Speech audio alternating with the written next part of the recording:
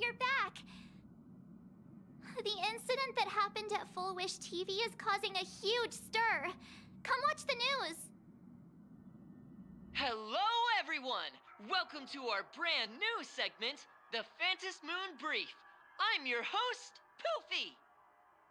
Hi, everyone. This is your old friend, Snowy. Well then, as the Phantom Moon Games reach a boiling point, and for reasons that need no explanation, we are now joining Duo Mention TV to bring you live coverage of the latest and most critical news updates. Yes, we are.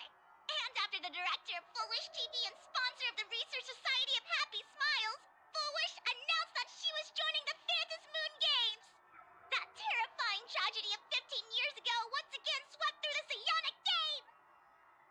The supplicant debate, slated to take place at the Seafeld TV tower, was cut short when out-of-control Imaginée known as Joy Ascendants appeared suddenly and launched an attack. This Imagenesis plague centered on Seafeld City spread rapidly. Even Full Wish herself turned into a monster atop the Seafeld TV tower. As of the latest reports, nearly 200,000 human and Imaginée inhabitants across Planarcadia have been affected by the plague. Countless individuals are injured or missing, and total losses are estimated to have reached 8.6 billion credits.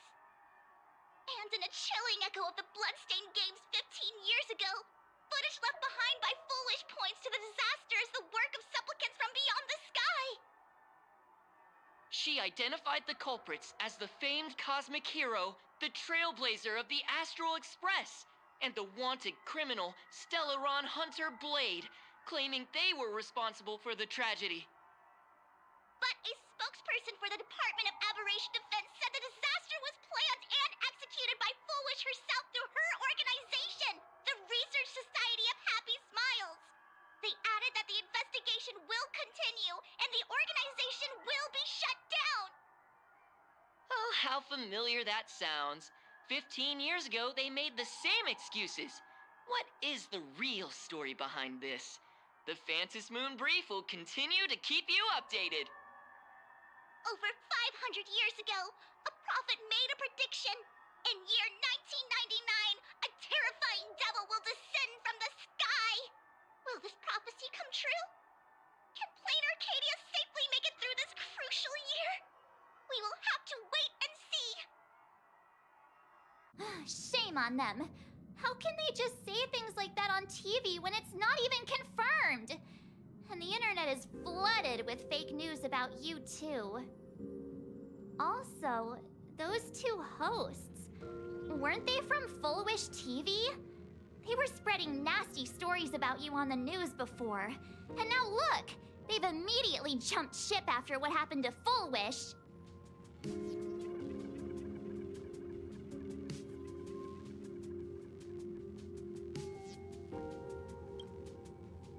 Ever since coming to Planarcadia, nothing surprises me anymore.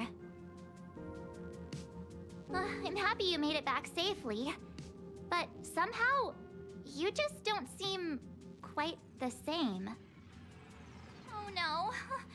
You're trying to grow up and leave me behind. Don't tell me you're becoming the next Don Hung. No! Is this what it takes to become a hero?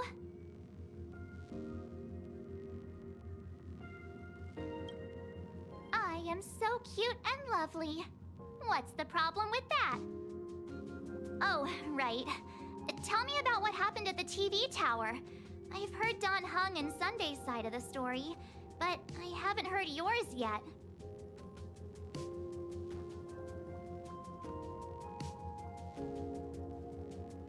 So, Full Wish had people undergo the happiness surgery to implant Shuhu's flesh into their bodies, and that ended up causing this disaster? And you guys stopped the mutation from spreading, but all you managed to do was to temporarily seal Shuhu's flesh inside Blade?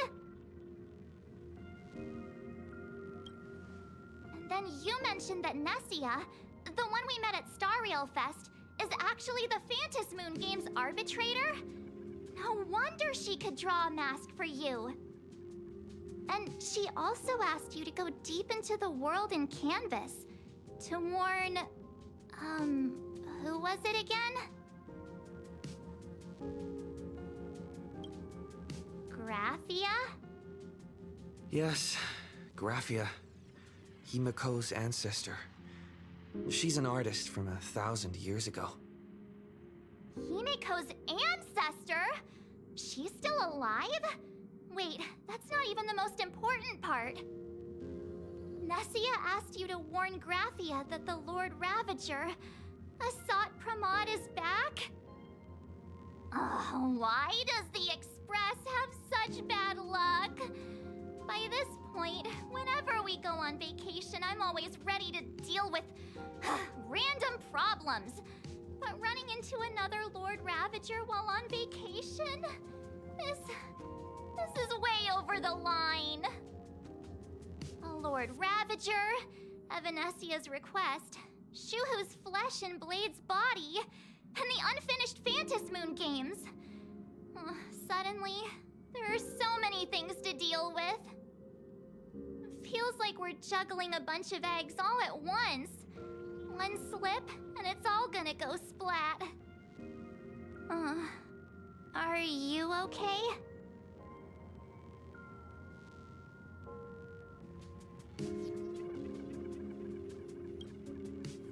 I shouldn't have asked so many questions. Didn't mean to stress you out or make you worried. I'm gonna go take a minute and collect myself.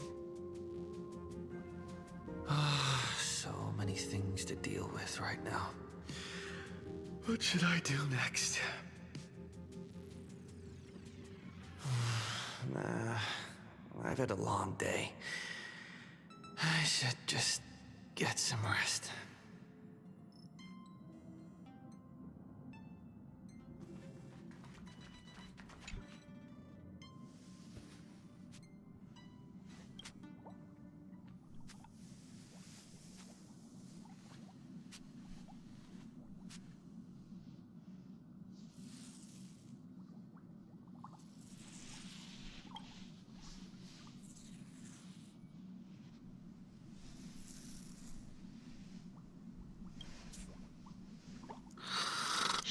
Welt, he's tired. Let him sleep.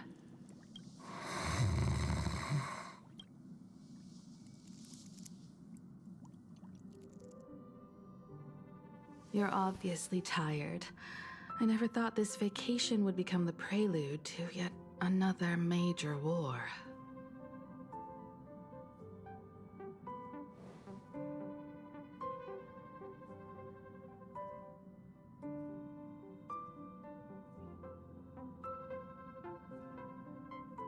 From our very first steps, trouble has always followed the Nameless. But this is way too much. Look at you now. It takes me back to when I first got the Express running again.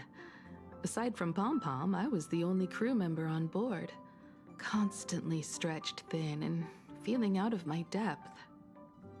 All I could do was note every problem in the navigation log, one by one. A world's coordinates that needed an update. A glitch in the Express's warp system. The notes were as dense as the coordinates on the astral charts, leaving me completely overwhelmed. Back then, I never imagined the Astral Express would one day have to face a Lord Ravager. But strangely, now that the time has come again, I'm not panicking at all. Come to think of it, it's because of you. Because of all of you. Along the way, we have defeated 2 Lord Ravagers. The Nameless who guided me before I set out once told me, keep moving forward, and the obstacles that once felt impossible to conquer will soon be behind you. And along the way, you'll find companions who are just like you. I've seen you grow through the Phantasmoon games, becoming someone others can trust and lean on. And I heard the declaration you made atop the tower. I'm truly proud of you. That's why I want to share a story from the past with you. A promise from 15 years ago.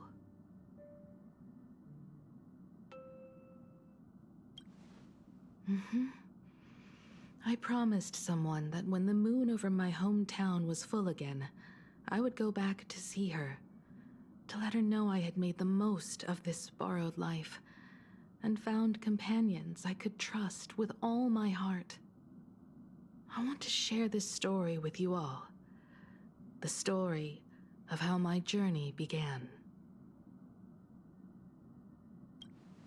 Because it's a long story, filled with many memories of my past. I'd also like to invite you all to the place where I repaired the Express and tell you everything bit by bit. All right, it's a deal. When I return from the world in canvas, you can make us... let Shush make us some coffee, huh? Then we'll settle in and listen to your story. Speaking of the world in canvas, March told me about what Evanescia said to you. Evanessia's request was not made lightly, and she was worried for a reason. Silverwolf saw that Lord Ravager in action too.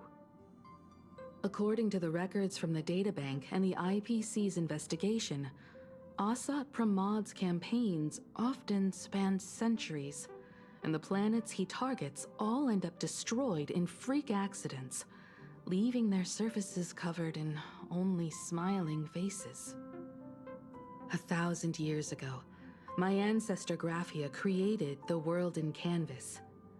If that was to resist Asat Pramad's invasion of Ahatopia, then could this disaster unleashed through the Phantasmoon games be the prelude to his next invasion?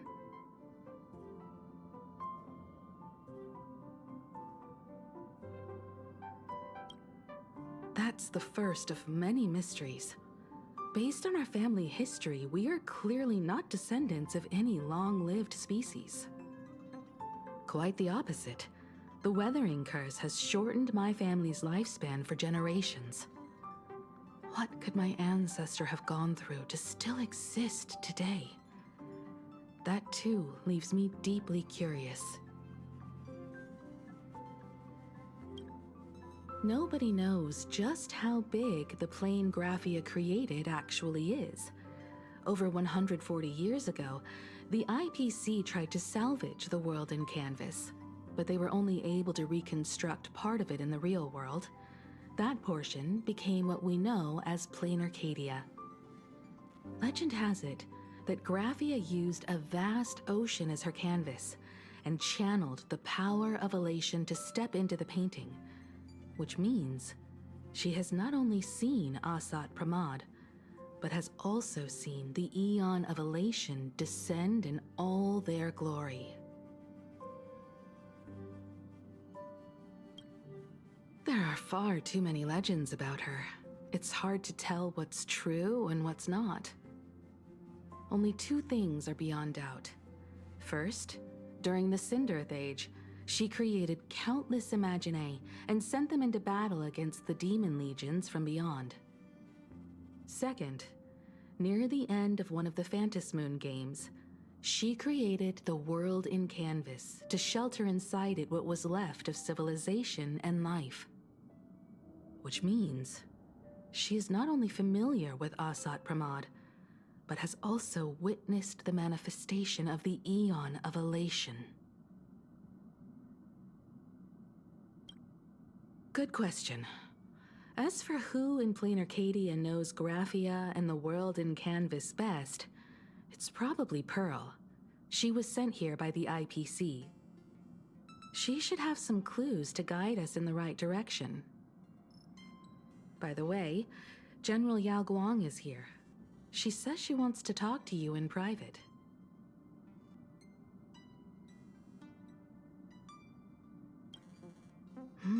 I'm not sure if she comes with good news or bad news.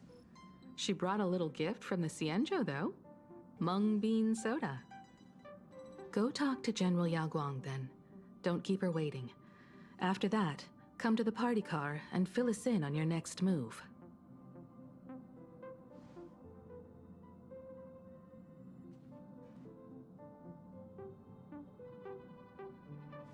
Nice to meet you, Ishvara.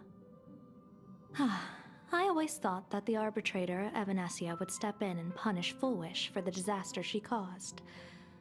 But, to my surprise, it was you who defeated Fullwish. In my capacity as an Arbiter General, I extend my deepest gratitude to you for halting the plague and sparing countless lives from suffering.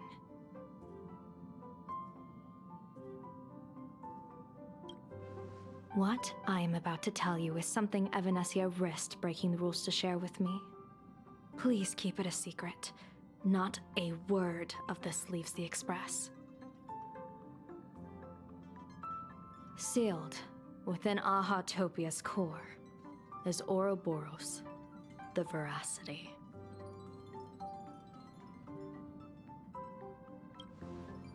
You mean the Leviathan that could swallow whole planets?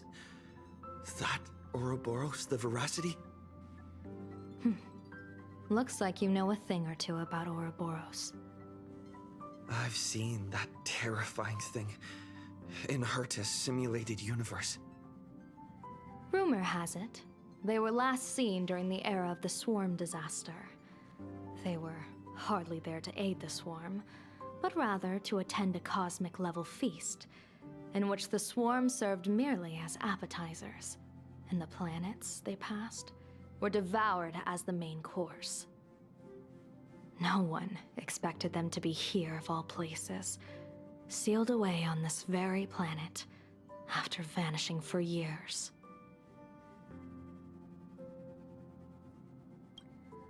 The true situation remains unknown, but with this information, we can understand why Asat Pramod set his sights on this world. Aren't you a little afraid, facing a huge disaster like this? Interesting. You wouldn't flinch even if a star fell upon you. A true Ishvara. Fortune follows when fate hits its lowest ebb. Every crisis comes with an opportunity. Now that we know a force capable of devouring stars is deep in slumber at this planet's core, perhaps we could make it devour the problem inside Blade's body. It might just be a risky path worth taking. Blade has agreed to my proposal and will venture into the world in canvas to seek out the Veracity. From what I've heard, you are going there as well. I cast a divination, and the hexagram shifted between the marsh and fire trigrams, yielding the judgment. Heaven and earth are separate and apart, but the work which they do is the same. In other words, though your paths may differ, they are destined to intersect.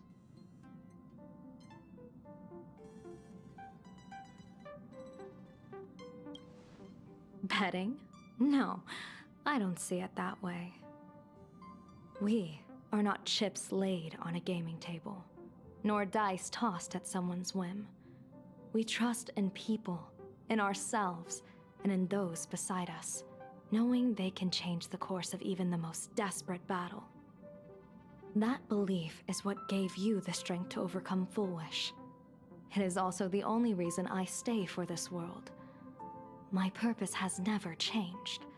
I am going to draw the elation into my divination, and overturn a fate marked for great woe. I have a plan for how to handle Asat Pramod if he strikes unexpectedly, but I still need more hands to make it work. A funeral, or an adventure. Will it be a battle with only a 1 in 10 chance of survival to tear away Shuhu's flesh from his body and eliminate the Xianzhou's arch-enemy? Or will it be a journey in which he settles all grudges and never looks back?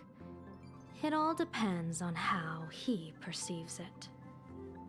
Blade agreed to my proposal, even though that little Stellaron hunter girl wouldn't stop objecting. What miracle could cap off these games better than a finale that humbles a Lord Ravager? it will be a tribute to the elation. The shadow of the Lord Ravager looms, and from here on, everyone must carry their part of the burden. I will take my leave first. Before I set out, I still want to say a few words to everyone.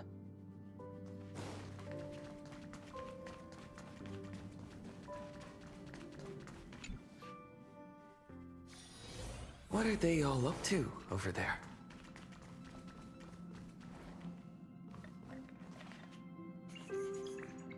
Oh, there you are. We were waiting for you.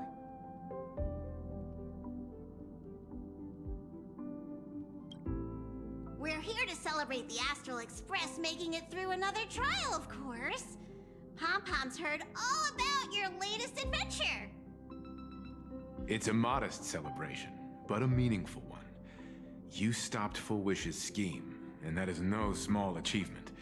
Regardless of what the people of Planarcadia or the media may say, we raise a glass to you. Exactly.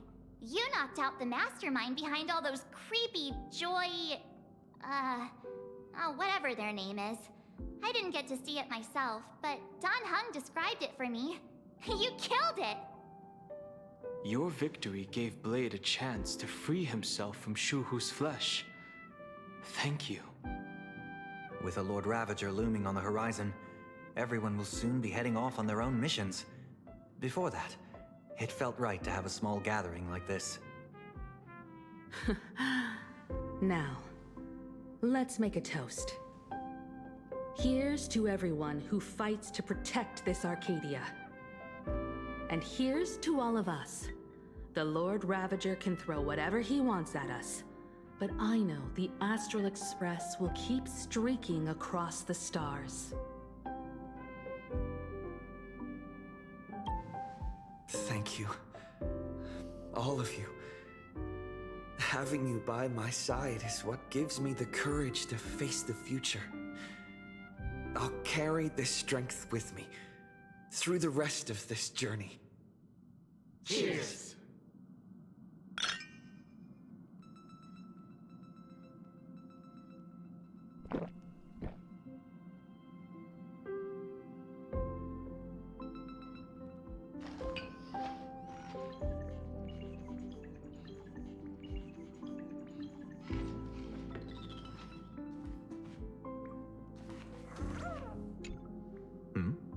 Did you need something? I need a break.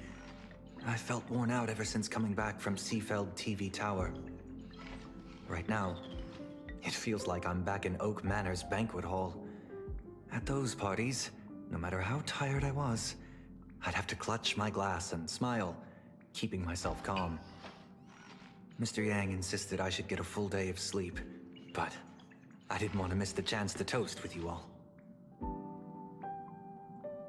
I should thank you for letting me embark on this journey.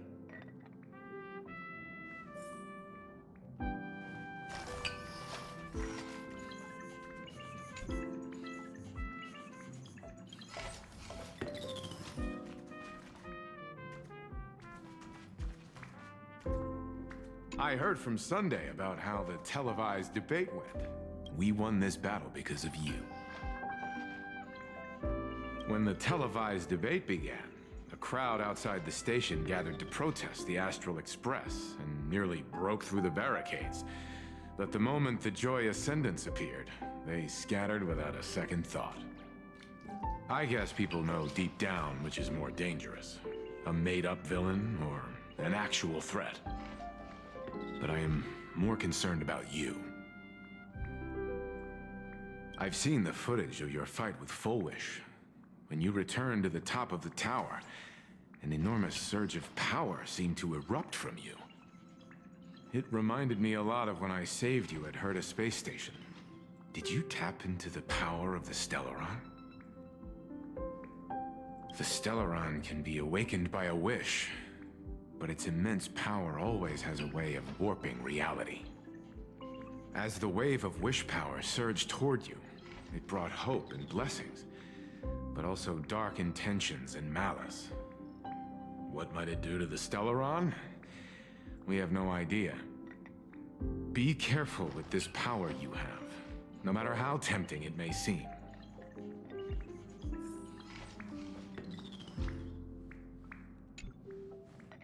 Oh, it's you! Pom-Pom heard you've got a solo mission coming up. Be safe, will you?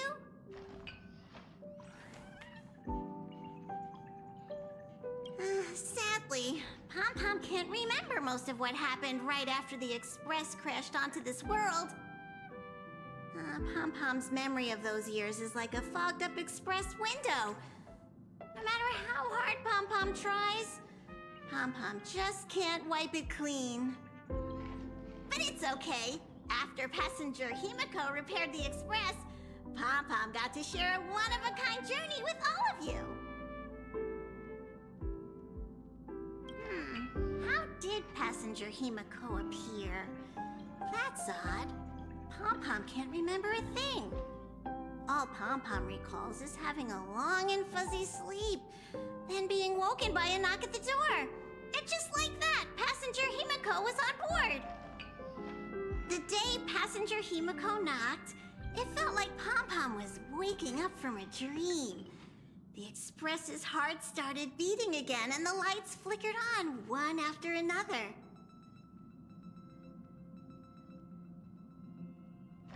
Graphia? Pom-Pom hasn't.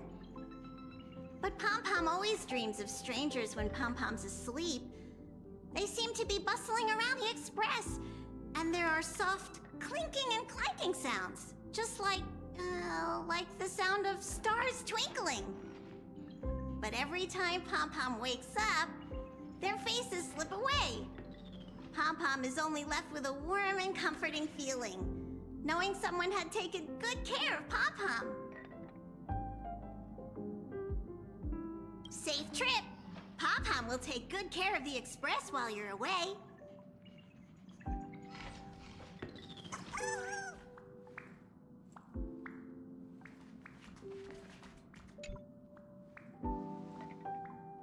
There you are.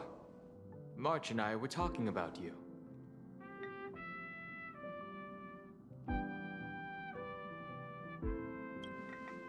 Yeah, of course. When did Dan Heng start expressing his feelings like this? I guess pigs really do fly. This trip to Planarcadia is the first time we weren't necessarily working together toward a common goal. You dove into the Phantom Moon games. I crossed paths with that relentless old friend and foe again. As for March, well, she spent her time wandering and eating. Her perfect little vacation. Wait, hold up. How come all I get is wandering and eating? I grabbed plenty of comics as well. I call it cultural exploration. With a little extra time for me to recharge, of course. Right? Now that we're having this little break, it hit me that I might have neglected you and March.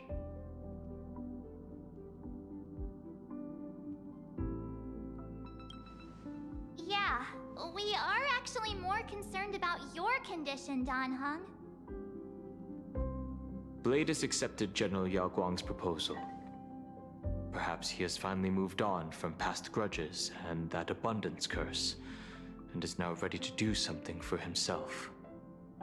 It's going to be a path fraught with danger, so I had hoped to accompany him for a bit longer, but he refused. From now on, I will turn my attention to this world. Mr. Yang and I have been asked by General Yao Guang to help with setting up some defensive formations. I've got work to do too. Mr. Ashvale wanted someone to accompany him to the tavern to investigate clues about Asat Pramod. Yours truly figured she'd been resting long enough, and it was time to stretch her legs. So I volunteered.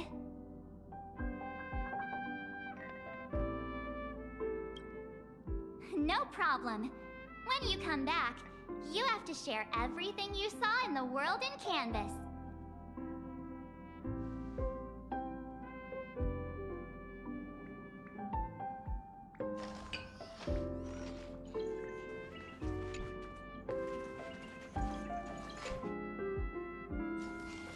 Just in time. I've talked to Madame Pearl. She will handle all the arrangements for your passage, so you can enter the world in Canvas to find my ancestor Graphia. Actually, I hoped you could take some time to rest first. Once you've fully rested, you may make your way to the dock in Seafeld City. Madame Pearl has a special ship waiting for you there. It will take you to the border between this world and the world in Canvas, a place known as Inkford Hermitage. That's your final stop before entering the world in Canvas, a place to gather your supplies and rest up before you set out on the journey ahead. I know you'll have to go alone this time, but I don't think it'll be dangerous. After all, that realm was created by Graphia, my ancestor. The thought of it makes me feel calm, in a strange but comforting way. If you get to meet her, please give her my regards.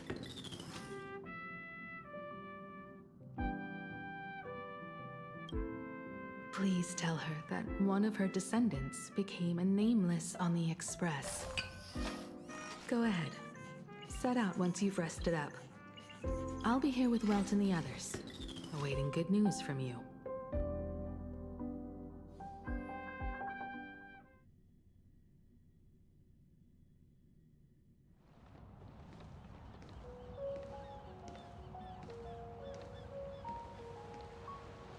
In other words, that woman wants you to take Shuhu and jump straight into the Veracity and leave the rest to the Eon's stomach acid?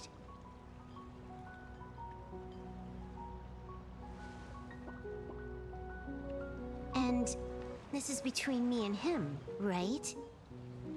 Why are you tagging along? Relax. I'll say my goodbyes and be gone. A dignified funeral, If you ask me, this ending is indeed grand enough. I don't care about any of that. There's only one thing I care about. Does he have to die? Here's a piece of advice, little cub. Whether he lives or dies is his choice. That's the one thing you don't get to decide for him.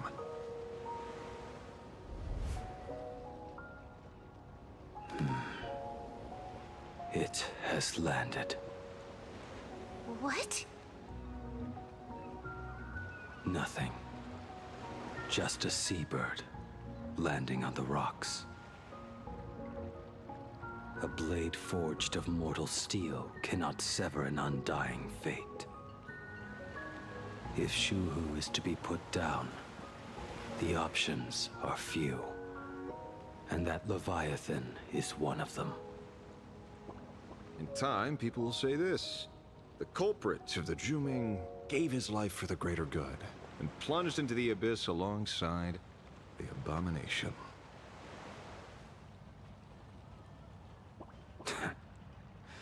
I'm not as noble as you make it sound. Many years ago, you invited me to join the Galaxy Rangers. I refused for one reason. I'm a petty man. I was never born to carry some greater good. This is between Shuhu and me. Nothing more. Can't argue with that. A Galaxy Ranger through and through. Well then. I won't say anything more. Blade, you sure about this? For years, death has clung to me like a curse, etched into my bones. If there is a chance to make a god feel the same pain, I would do it. Even if this body is reduced to ash. As for everyone else, there's no need to drag them into this. We'll proceed as Yao Guang proposed. Bury Shu Hu at the end of the world in canvas, taking me with him, and let the veracity dissolve us both.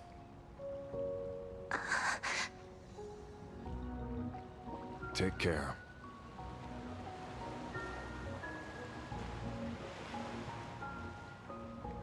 How about you stay as well? You might as well see it through to the end with us. Planarcadia has bigger problems that need my attention.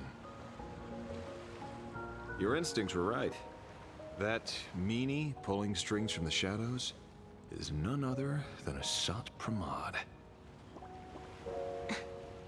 Who else would want to kick a Ha's head like a ball? So, I need to get back and finish my job. Investigating a Lord Ravager sounds like a job you don't come back from. Therefore, it also pays very well. Then here's hoping you live long enough to collect your payment.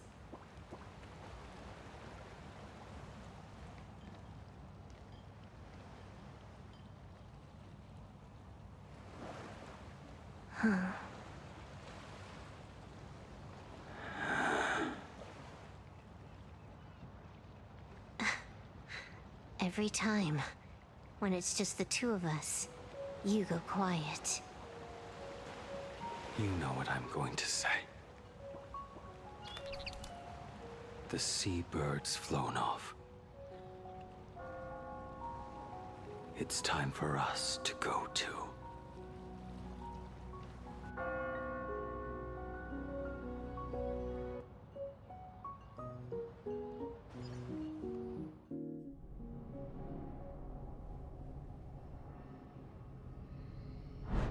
The terror slumbering at the heart of Planarcadia is Ouroboros. After the swarm disaster, the Veracity vanished, never to appear again for more than 700 Amber eras. Their last rumored sighting was 500 years ago. History fictionologists claim that Ouroboros lies in wait at the edge of the cosmos, guarded by their children, awaiting the day of their return. I've heard that story before, but it wasn't about the edge of the cosmos. It was Pier Point. They say that the preservation is nothing more than a facade, and the IPC is, in truth, a cult devoted to the Veracity. Organic life has quite the imagination. They've said other things, too. That Louis Fleming seeks to ascend as the Eon of Wealth. That the Council of Mundanites are mere hounds of Dr. Primitive. That the Marketing Development Department colludes with the destruction, turning a blind eye to the spread of Stellarons. Such rumors are endless. I believe the General should be able to tell which are true and which are not. I've never heard the last one, so let's assume it's the only one that's true.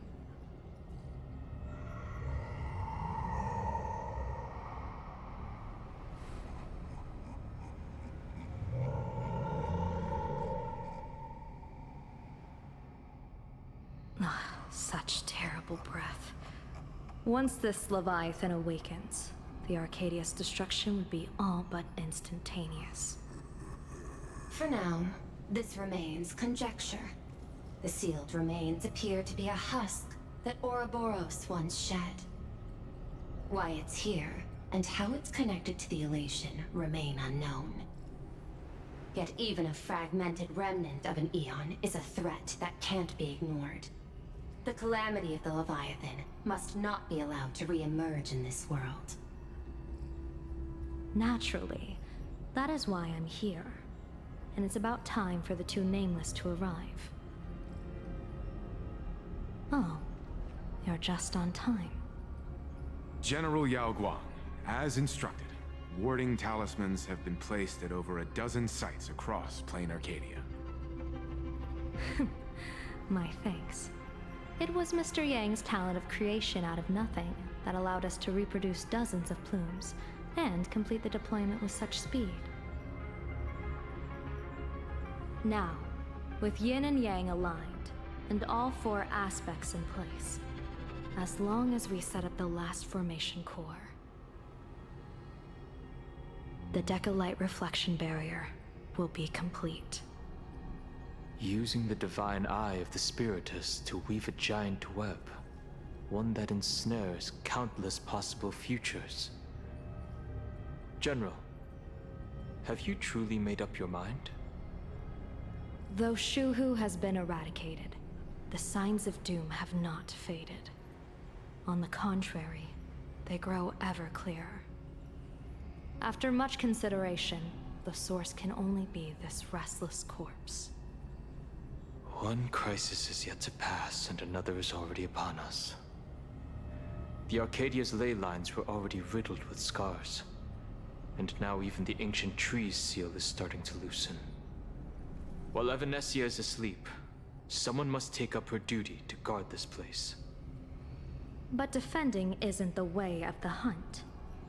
If you don't want to become the prey, you must become the hunter. General, do you intend to go on the offensive and suppress the remains of the Veracity? How could I? The Joy Seeker could barely confine that husk using the Abundance's ambrosial arbor as its cage. I'm not that arrogant as to place myself alongside the gods. I'm not here to guard against an Eon, but against a lesser menace. Lord Ravager Asat Pramod. This barrier is prepared for him. Asat Pramod has been meddling with the game from the shadows. His intentions unclear. We know little about him or the Veracity. By chance, however, a friendly citizen has provided us with intel. Ouroboros' remains are in Ahatopia, aren't they? Silence is an answer in itself. I've seen that reaction too many times. I'm not surprised that you were the first to discover it. You were in the Torn Scroll too. The probability of you noticing was 24%. That's a little low, don't you think? I'd put it at well over 90. What I don't understand is this. There were countless ways to verify your hypothesis, yet you chose the most unconventional one. You bypassed security and broke into the building to confront me in person. What is your objective? This is no confrontation. It's a warning, Madam Pearl. I'm a security officer, and there is only one reason I'm here. While everyone else is fixated on the Phantasmoon games, only the Department of Aberration Defense is watching other places. Like the location where the new Herald of Death case was closed? Correct. The incident involved 4 Daybreak warriors, 3 nameless, 1 detective, and 1 officer. But just moments ago, a 10th set of footprints appeared at the scene. After the investigation, we learned that the traces were left deliberately. A blatant provocation. The Lord Ravager bent on destroying the Elation came uninvited. Make no mistake. Planarcadia is a stage he chose with care, and drawing the Abundance into the fray was hardly a whim. Our top priority is to dispose of Shuhu's flesh properly to prevent it from falling into the wrong hands and causing another calamity. That said, we cannot afford to ignore Asat Pramod's next move. This giant web is prepared for that very purpose.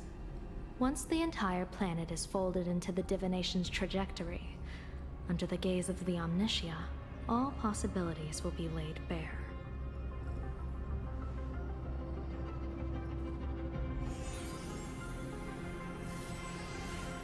When that time comes, he won't wish to leave any footprints behind. One final question. Why did the Lord Ravager choose to visit this place? Does he have an ulterior motive? Or is this merely some twisted joke? That question should be left to the professionals. Don't forget, we have a detective who can't seem to rest. Let's hope the accumulation of variables can tip the scales in our favor.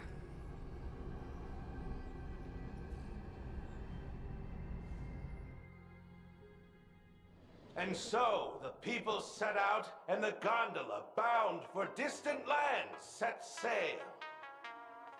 At the end of the world, the Elation once again declared war upon the Veracity. Frail little humans! Ouroboros split their mouth wide open. Whoever can fill my whole mouth with but a single thing shall receive a reward. My tongue. The fool known as the Shepherd captured a comet, but it wasn't even enough to fill the gap between the Veracity's teeth.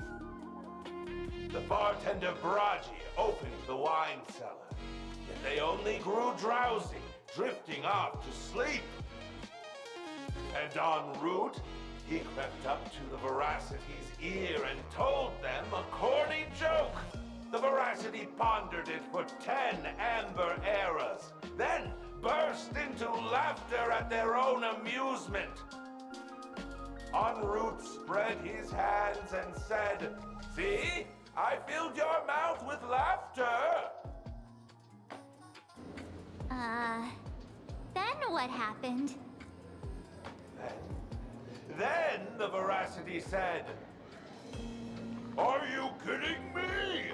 And with that, they opened their gaping maw and tore en route to pieces. What kind of nonsense is that? Those are the facts, my inquisitive auditor. If you want to hear more stories, you're welcome to discuss with your classmates.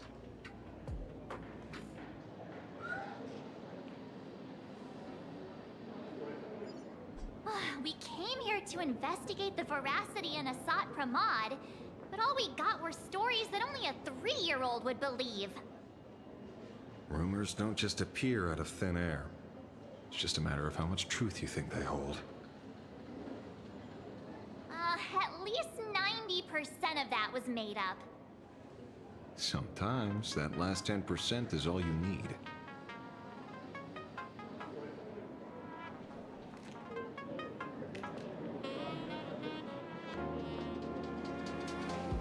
Oh, plenty of bystanders around. Let's hear what they have to say.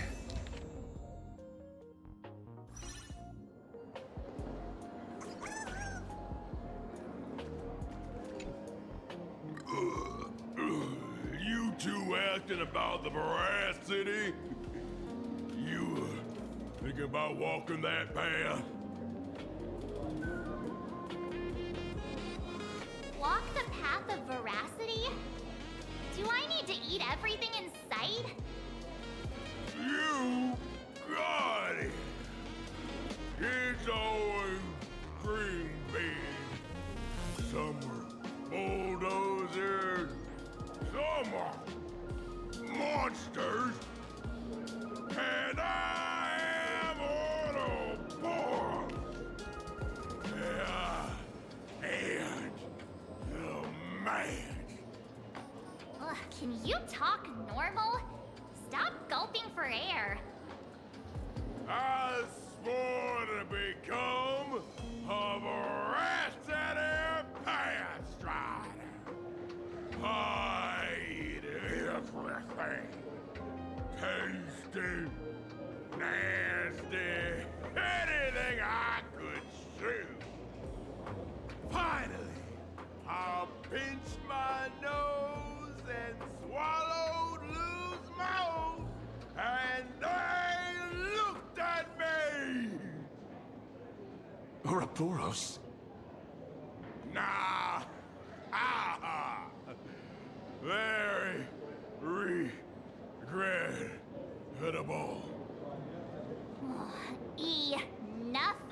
already. I'm telling you, it was all bluffing. The fools didn't lose. Han, Root, and Dorothy, when the veracity wasn't looking, rolled up their skin like a crepe, snatched it up and poached it. Then, poof, they were gone. Even Comic-Con Collective don't got a veracity card. I already filed a formal complaint with the organizers. You should be putting this much effort into your studies!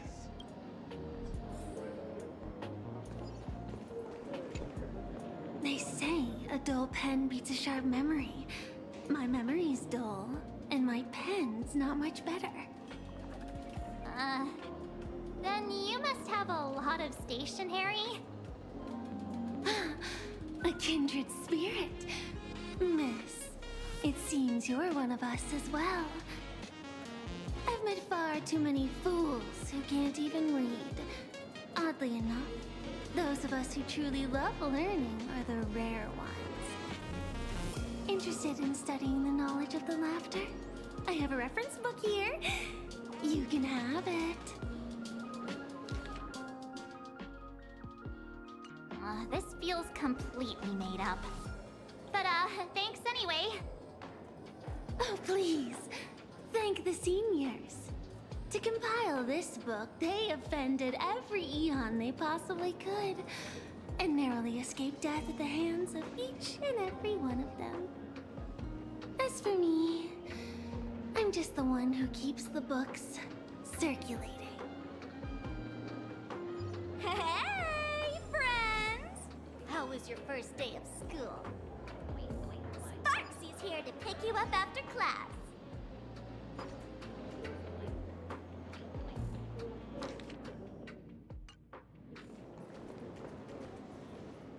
Where were you just now?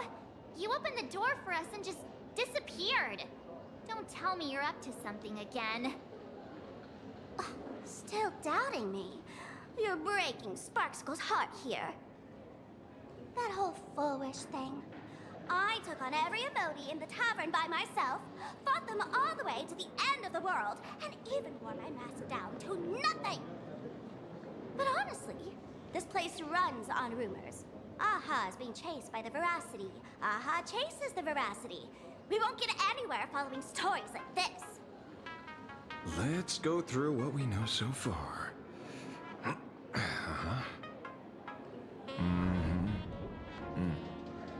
Ooh.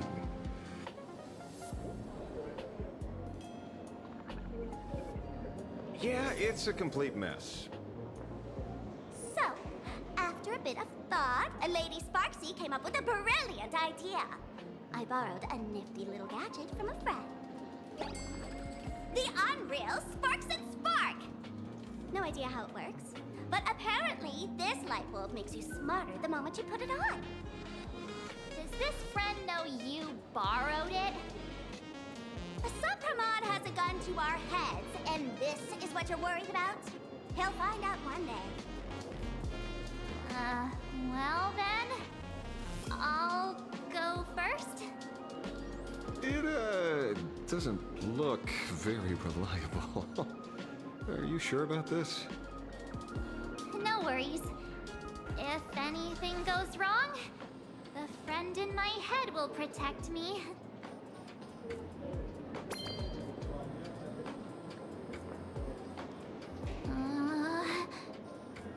Doesn't seem to have any effect.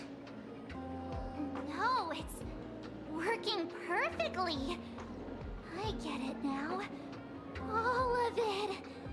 No need to dance around. Our enemy is a Lord Ravager. There's only one question we need answered. How does Asat Pramod plan to destroy Elation? Correction. The effect is very obvious. Judging by Nanook's habit of picking Lord Ravagers, I wouldn't be surprised if Asat Pramod was once a masked fool, and therefore knows Aha's weakness. The Arcadia is like a microcosm of eons and paths. People indulge themselves in fabricated happiness, unable to pull themselves away from it. Many have expressed their concerns. This isn't elation. Aha is playing with fire. A classic social realist deduction. Old-fashioned. Ooh, but effective. We're closing in on the truth. Yes, the answer is all but revealed. You are a Sopramod, Sparksy. Do you have evidence? Of course. The truth is so simple that everyone overlooked it. The evidence is... you were the first person I met when I got off the Express. If I am a Sopramod, would you and Grey Hair have been able to walk out of the school alive?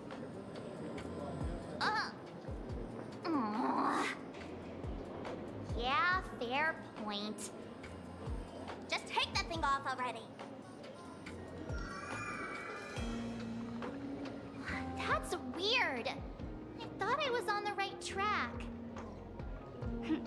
Let me give you a lesson. Deduction isn't about people skills. It's about smart tricks and flawless logic.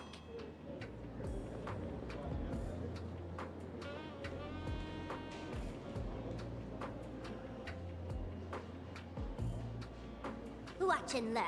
Sparkle, master of the classic whodunit, has entered the chat.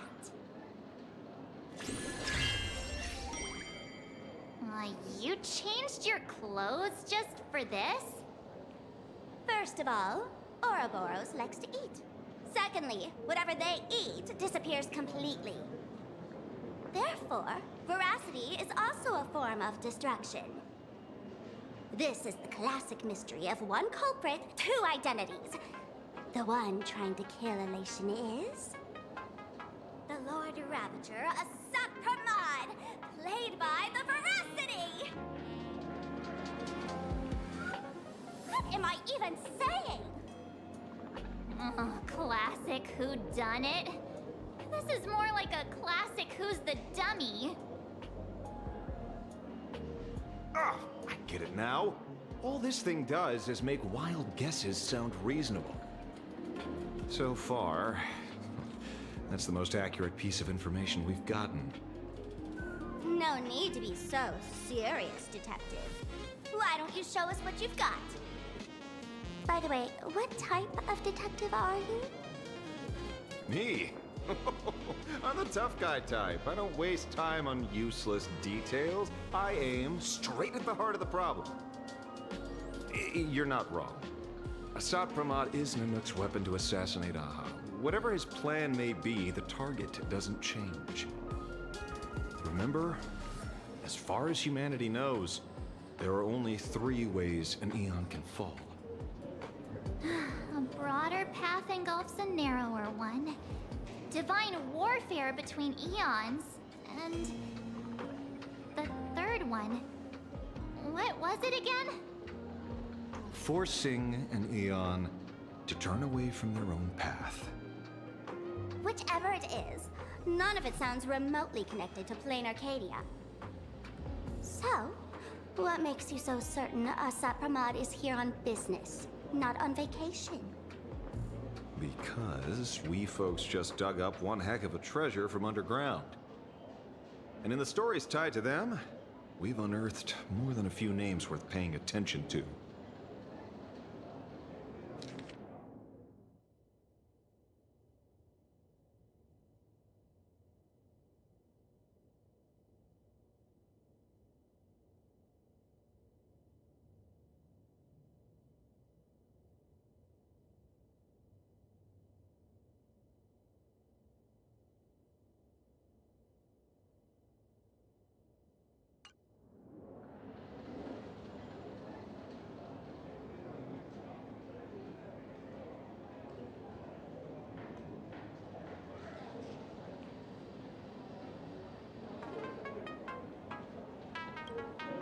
Baraji? Forget it! He's good behind the bar, but slippery as an eel. Ask him to work for Nanook, and he'd run away on the spot. The former bartender of the tavern, everyone knows him. Couldn't be him.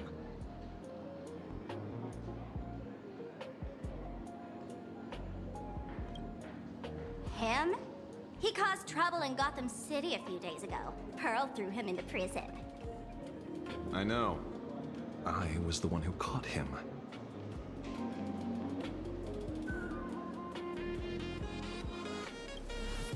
Right. He's the one I can't stop thinking about. Stories change every time, but they all circle back to the same logic. En route defeated the Veracity by some means.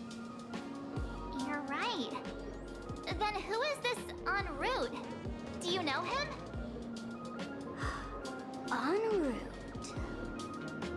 Of course she does! Everyone in the tavern knows that name. Long ago, its owner grew tired of jokes, cast aside his mask, and walked away. Some say he became a mourning actor. Others say he jumped into IX's black hole. But none of that matters. What truly matters is that you have my unreal Sparks and Spark. I knew it. Give it back, give it back! That's a big order my client wants immediately. What do you mean, give it back? It just wandered off, and I happened to find it on the way, so I brought it home. You want it? Here, take it now. Absolutely not. Wait, right now? This doesn't sound like you at all. No. If it's a no, it's a no. Guess I'll keep it. Bye-bye.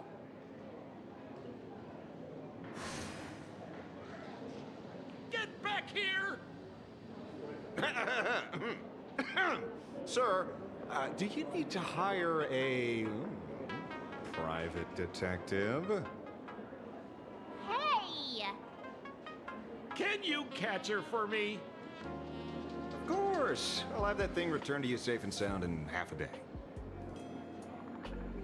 But, in exchange, I'd like you to elaborate a bit more on what you were saying. Oh, so that's why you're here. Now, old Sempo's intel isn't cheap. Waiving the fee won't quite cut it, will it? Name your price. Put it on Pearl's tab. Ha! Just kidding. Money talks boring. Besides, the Astral Express and I go way back. Oh, and I wouldn't scam you two. The en route you're looking for lives up to the name. There's nowhere he can't reach. Only places he hasn't been yet. He's the gold standard of the masked fools. He only shows up where he's least welcome. A mourning actor's stage, a friend's wedding, even inside the Veracity's mouth. All for the sake of a good laugh. Oh. That lines up. Sounds like the origin of the legend. So, he's a friend of yours? Not a chance! Back when old Sempo was still a kid, en route was already a name in the history books. He left the tavern during the Second Prosperity. They say after hearing 30 trillion jokes, he never laughed again. Before he left, en route said one thing that, at the time, no one cared about. Elation has been dead for a long time. Where did he go after he left the tavern? The tavern has 10,000 mouths, all telling different stories. All I know is this. He said he was headed for the true world's end, and then he vanished without a trace. How do you know all this? Oh, I've been around long enough to have my own channels. Just trust old Sempo. And about catching Sparksy? Leave it to me. I keep my word.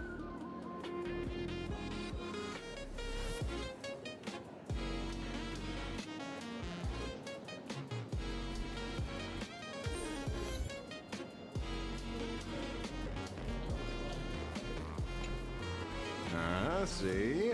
You only need that 10% of the story to be true. The last thing he said was really scary. So many unanswered questions about en route. He has to be tied to Assad Pramod somehow. But our leads at the tavern have run their course. Let's go pay a visit to another expert next.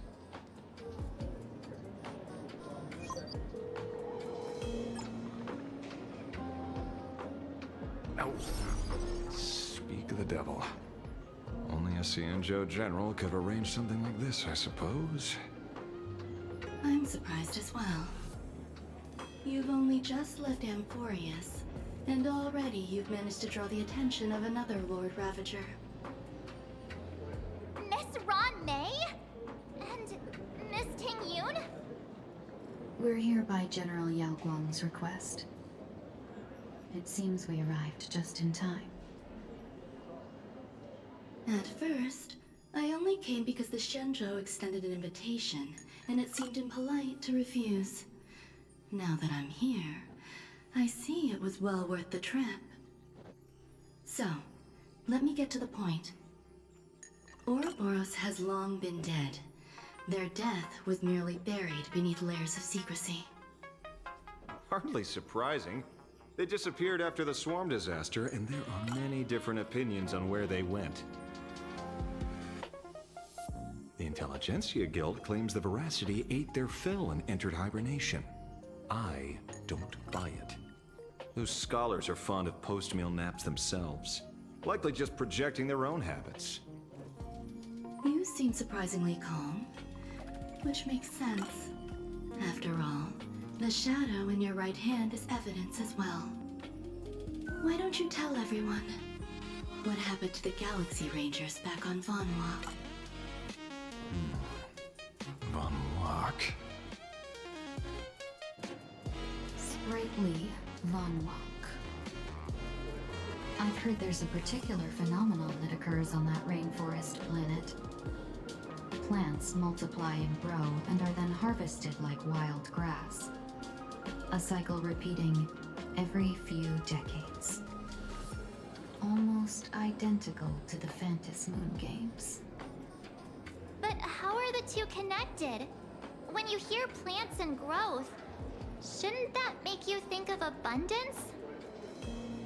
Huh. Wait. It seems you figured it out.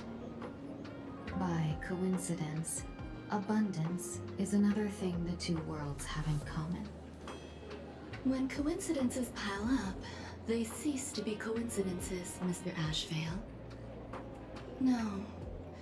Leader of the Rangers, Mr. La Mancha. Perhaps you could explain this to our nameless friend? Back on Von Walk, I'd already long since stopped being a ranger. Your conjecture is basically correct, Miss Ron May. You're not the only genius to take life as a subject of study. By the time I arrived, the atavistic experiment was already approaching its final phase. Dr. Primitive had set his sights on an ancient Leviathan. Beneath Von Walk's surface, there also lay the remains of the Veracity. You stopped him. The Rangers stopped him. Back then, Mr. N was still human. Now, deep beneath Ahatopia, another corpse of the Leviathan lies buried. If I'm not mistaken, there are countless other worlds carrying out the same ritual. Aha sealed Ouroboros' body among the stars, suppressed it with abundance, siphoned the power of the Path of Veracity, and called it a game. This is what people call the Phantom Moon games. Uh-huh. Why would they do such a thing? You may remember, the Express once delivered a Leviathan's carcass to me. That wasn't the only one in my collection. By arranging remains from different eras in sequence, I discovered something rather intriguing. At a certain moment over 1,000 Amber Eras ago, just as Akivili began traveling in pursuit of their ideal, all creations of the Veracity lost the same organ. Their taste buds. What does that imply? The purpose of consumption changed. Be they spawns, depth crawlers, or void song whales, their genetic markers encoding gustatory organs vanished entirely. Creatures walking the path of veracity became nothing more than biological black holes, consuming without discrimination. This was not natural evolution. Through the simulated universe, I identified the point of divergence in history. A concept had disappeared from the path of veracity. Consider this. What do taste buds provide? Yummy flavors? Precisely. Savoring something's aftertaste is an act of elation. So Aha stole the original primum mobile of the Veracity? The simulated universe proves nothing on its own, but the primal desires of life have always been entangled. Think of it as my intuition. The conflict between the eons of elation and veracity stretches all the way back to primordial times. How many people know about this? There used to be 2. I only told Yu Qing 2. Now, there are 5. After this, I can't be sure. Exploit the old conflict between Aha and Ouroboros to ignite a divine war, or allow intersecting paths to devour one another. Of the 3 known ways to kill an Eon, the Arcadia fulfills at least 2. Now who still thinks a Sopramon is here on vacation? But you still haven't explained where it came from. You mean the shadow? It has nothing to do with Funwalk. Oh? Call it a twist of fate. This isn't my first encounter with the Astral Express, nor my first time dealing with a Lord Ravager. When my home was destroyed by Zulo, I had a brief encounter with a former navigator. A navigator of the Express? Yes. Starseer, I see. He'd already retired by then. He was the one who told me about the Shadow. According to IC, it was one of many remnants left behind when the Express first carved paths along the edges of the cosmos. I led the Rangers to suppress the Shadow, and devised the plan to assassinate Zulo. But I never learned why it was there in the first place. Don't you find it strange, Mr. Ashvale? Strange? When coincidences pile up, they cease to be coincidences. Like an experiment with results that are too perfect, it's enough to send a chill down your spine. If you don't mind, let's walk through the whole thing once more. Earlier, what did you 2 uncover in the tavern? Someone suspected to be a Sotpramod knew about the Veracity's secret. Before disappearing, he said he was headed for the end of the world. And then?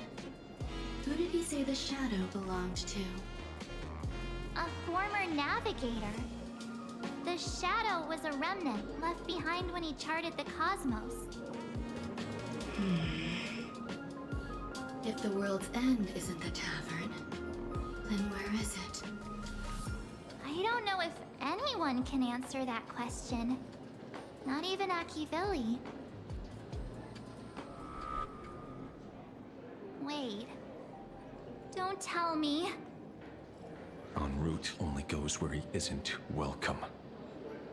After leaving the tavern, he went to the Astral Express The detective game is over.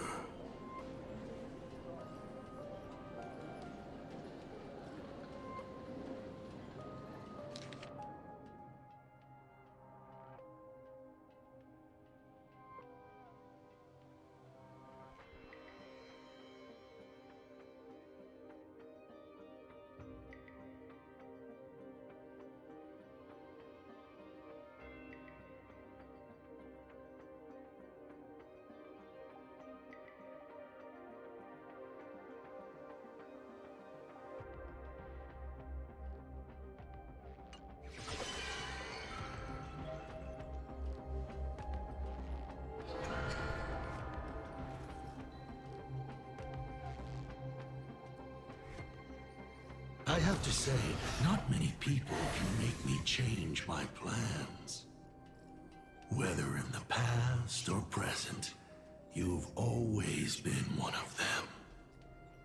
So, it is you. You know how it is, kid. I've always enjoyed arriving uninvited.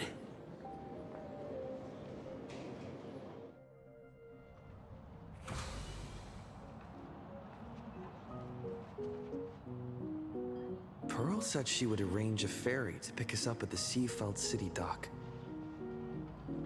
The place we're going to holds clues about Graphia? Really? Validate your own ticket before boarding and be a model passenger. We wish you a pleasant journey.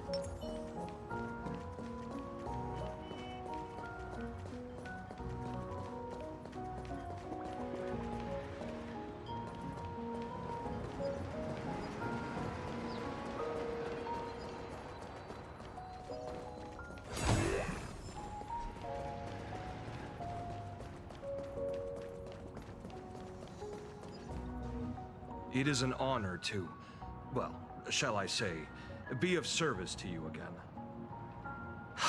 To be honest, when Madame Pearl invited you to visit the Perlux Tower, I was supposed to be your guide.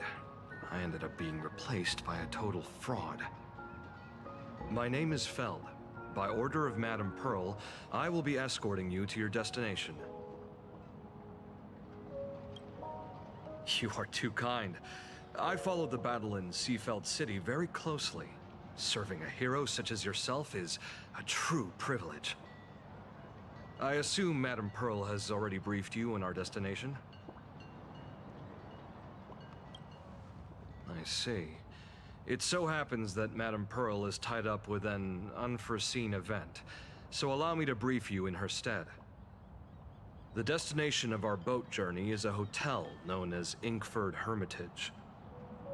It is situated at the end of a Dovebrook tributary that ultimately flows into the sea. It is one of the points where the world in canvas intersects with reality. Yes, to be precise, she lived there 1,000 years ago. Legend says the miraculous encanvassing of the mortal world happened there. Would Madame Pearl, a die-hard fan, pass up a sacred site like that?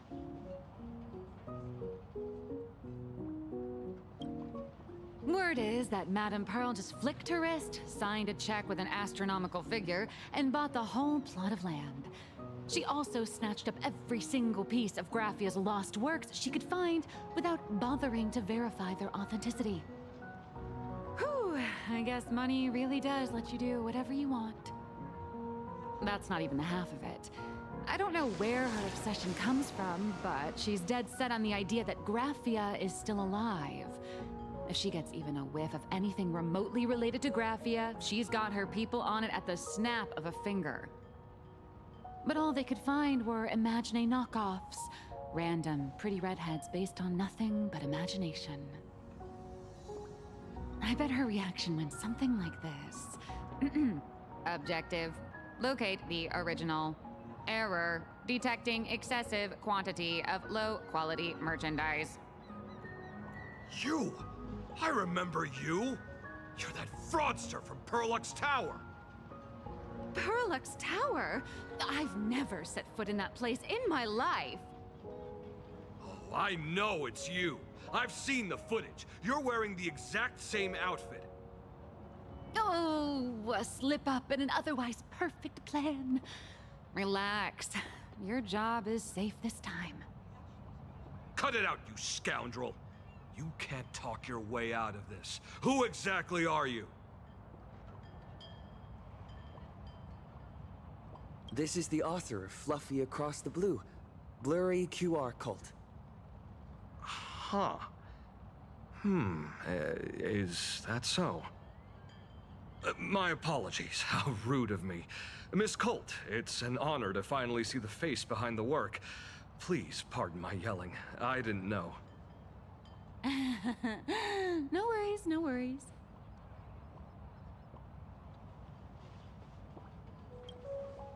It's only normal for a famous comic artist to travel with bodyguards, no? Miss Blurry QR Colt, let's be clear. You are being transported under escort. Your current credit balance is in the negative. Madame Pearl has offered you a lifeline by asking you to complete the next volume of the Fluffy.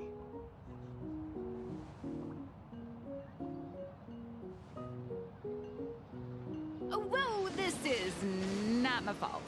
Remember Alloy King Pom Pom from Perlux Tower? I tried to put everything on Pearl's tab, but she found out and charged it back to me. Who knew a figurine could be so expensive? It cost me more than my entire savings.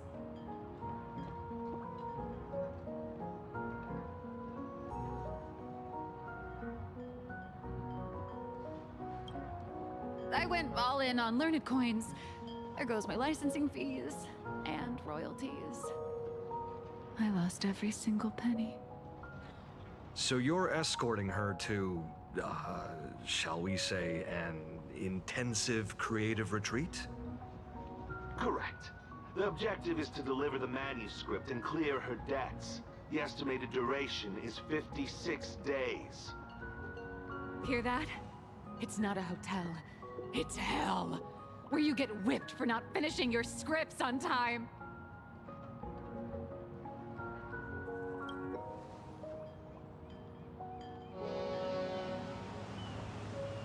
The boat has arrived.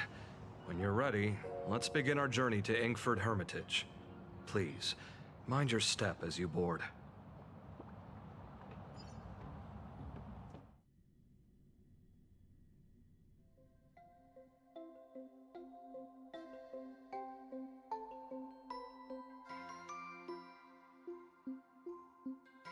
We have arrived. This is the snowy shore of the canvas world, Inkford Hermitage. Are those Wispe floating on the water?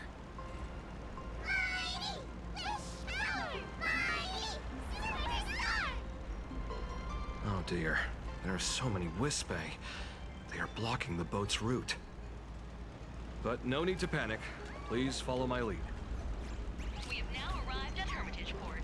Please make sure you have all of your belongings with you, and watch your step while disembarking. Thank you for traveling on this void liner.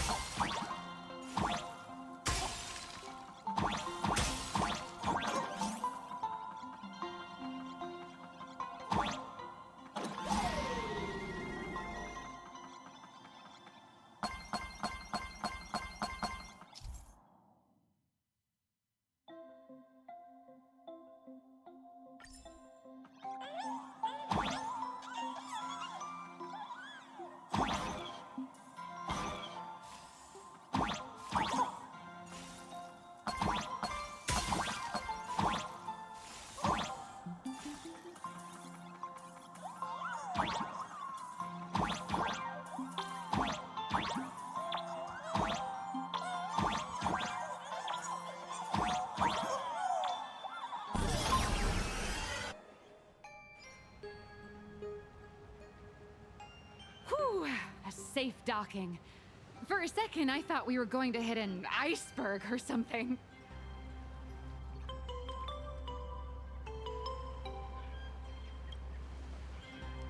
They probably sensed your wish power. You are the Phantas Moon Games superstar, no?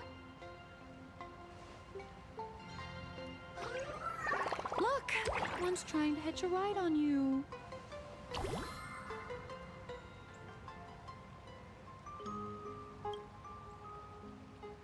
Must have been when we came ashore. Oh, what a devoted fan.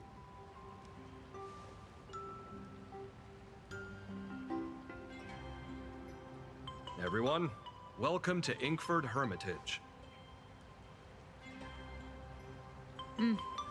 I was imagining a Benzai Tengoku style manor or something. So you demolished your idol's old residence and replaced it with a luxury hotel. Of course not. Benzai Tengoku vanished more than 1,000 years ago. The original structure is long lost to time. The IPC only chose this location because this is one of the weakest points between reality and the world in canvas. Many Imaginae are born every day, but just as many ancient lineages of Imaginae hide themselves away in the world in canvas once their wish power dry up, or as they grow weary of the mortal world. This is the final stop before they enter the world in canvas, and this is where they bid farewell to reality. They rest here, organize memories spanning centuries, and then pass beyond the point of no return. Rumor has it that Graphia's soul appears from time to time to guide these weary Imaginae on their path. There's a sense of parting in the air. No wonder the soul of the mother of Imagenesis feels an attraction for a creator. This must be the finest well of inspiration. Miss Colt, now that you're in this well too, you ought to make the most of it. Let's go. I'll lead the way.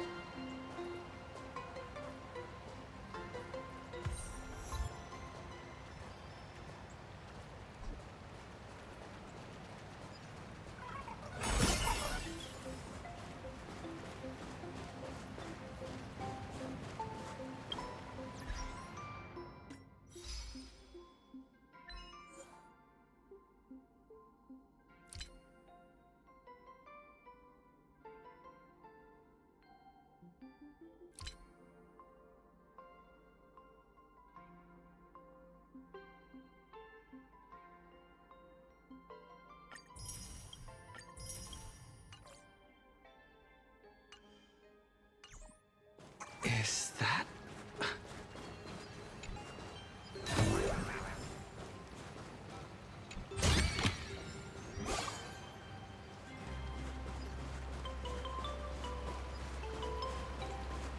All those years of effort. In the end, I still lose.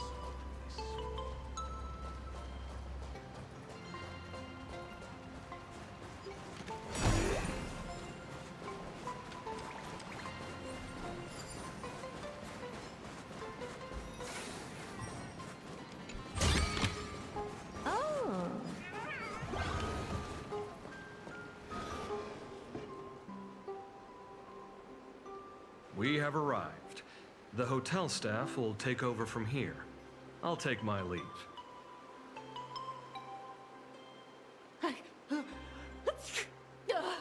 Oh, it's freezing. It's cold enough for a typical snowstorm mansion murder mystery. Anyone here? Hello?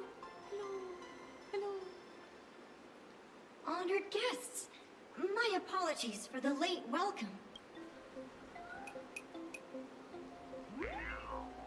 Oh, no wonder it's so cold. It's an actual snow wispy. Hello there, little one. I am the lobby manager, Casper. You have a very high body temperature. Please, try not to overheat the room. Allow me to introduce myself. I am the popular comic artist, Blurry... The former comic artist, Miss Nihilux.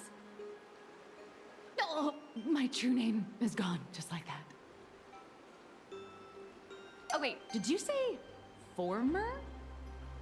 The big shots upstairs gave me a heads up. You are now an asset of Perlux Corp. You'll be staying here until you finish your next volume. Every guest in this hotel is an Imaginé with quite a history. That Arcadian over there? That's a former superhero. Which one? Never heard of him. That one over there is one of the oldest strangelings. They're a former Kappa. These days, they work as the Hot Springs manager. A Kappa? Didn't that lineage of Imaginé go extinct when the IPC first arrived? There are still a few survivors that slipped through the net. As for Casper myself, I am a former frost giant.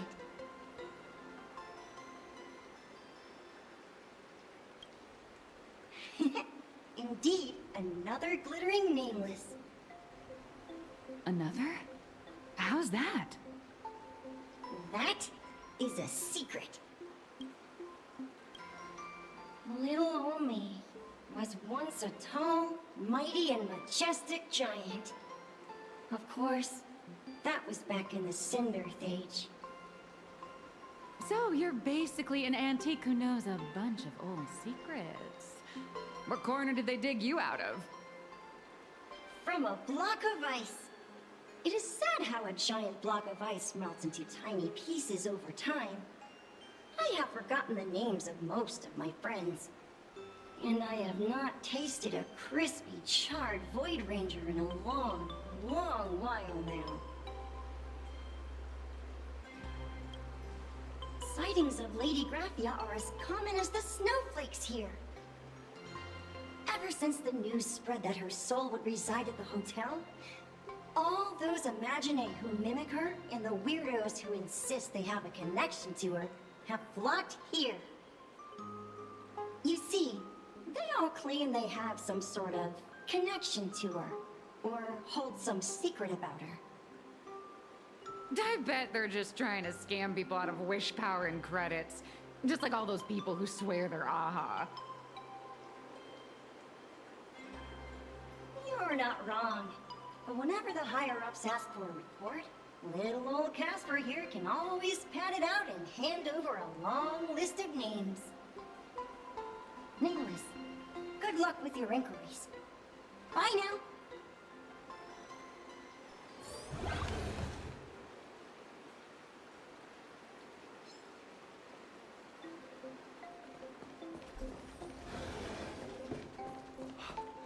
I heard Graphia is still here in this... You can see me, and I shall hide no longer. Indeed, I am Graphia, the sovereign of all paintings, the source of all schools, the mother who birthed all Imaginé. Unfortunately, my wish power is spent, and I can no longer weave my imagination arts. But you and I share a fate, with just a few wish bays to aid me. I am Graphia. If you're giving away wish bays, you should give them to me. No, I am Graphia. Does this red armor not make it obvious?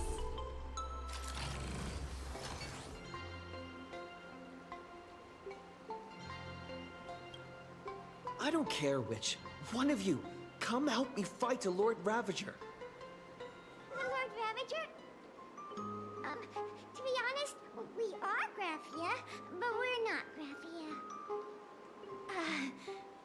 simply put, we are Imaginae born from people's imaginations of Graphia. As for me, I was sketched by a rather unskilled illustrator for a history textbook, which explains why I look a bit rough. I am a wispy form from the concentrated longing for Graphia in Planarcadia. I am the armored goddess Graphia from the 52-episode animated series Apocalypse of Ashes, Mecha Wars. Care to witness my signature move? Dance of the Inkblade.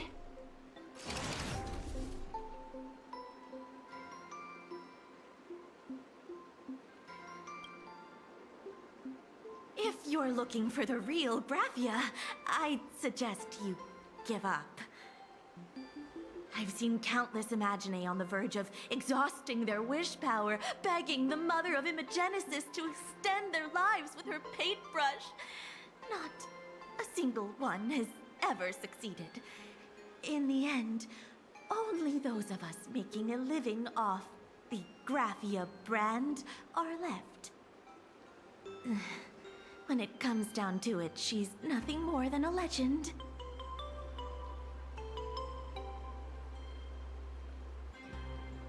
There's one very simple way. She created all Imaginae with her brush. Word has it, she waits at the end of the world in canvas to see off those whose time has come. But every Imaginae who has seen her is, of course, dead. So dying is the only way, huh? These three aren't just fakes. They're also wackadoodles. As I suspected, finding Graphia was never going to be easy. Besides us, there are plenty of ancient Imaginae living here, ones that have long gone extinct elsewhere. Some even claim to be original works by Graphia herself. If you're serious about finding Graphia, you should try asking them. I heard Graphia is still here in this hotel.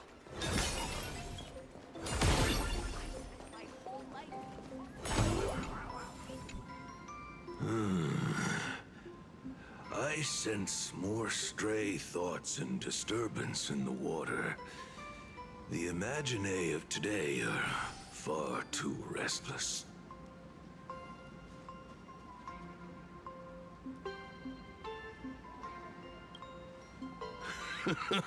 Yes, yes. This old soul is just scraping by with what little talent I have left. The humans here call me Sudscour, a filthy name, but fitting for this frail and wretched form. Are you here at the hot springs to wash away your stray thoughts? Or just to chat with the last kappa of Ahatopia?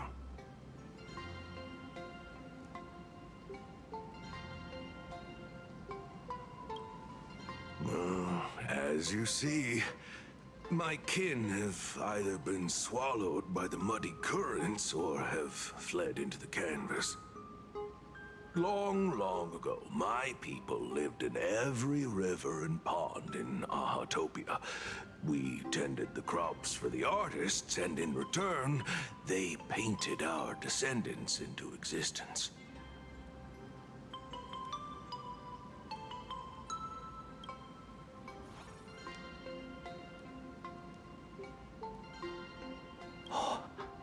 Lady Graphia is the one who guided all Imaginae. Her name shines like moonlight through my dimming memories. Back then, the demons from beyond swept in like a dark tide. The filth and flames they brought could turn even the clearest stream into a toxic swamp. We Kappa were weak and could only shiver at the bottom of the rivers. But it was Lady Graphia who found us. She encouraged us, saying that every drop of clean water held power against the darkness. She taught us how to use water to protect the displaced mortals and wash away those impure monsters. Though our impact was limited, that was the most heroic era for my kind.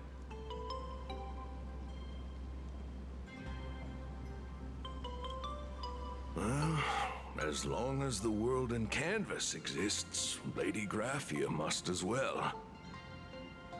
There is a saying that if one who is weary of the world prays to her with true devotion, she will arrive on a ferry to lead them into the canvas. If you seek clues regarding Lady Graphia, you should visit the mountain behind the hotel. There are atonement statues left by Imagine there, filled with their prayers. It is also the site of Graphia's former residence. Casper likes to wander around there. He is a strangeling far older than I. Perhaps if you play in the snow with him, he might show you the way.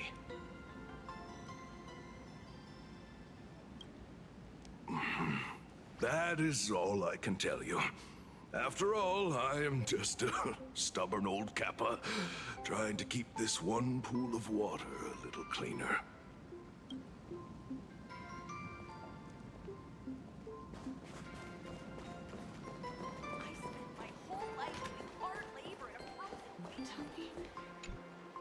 So, you're here looking for Graphia's whereabouts on behalf of that Intellitron executive. I think it's unlikely that the mother of Imagenesis will see her.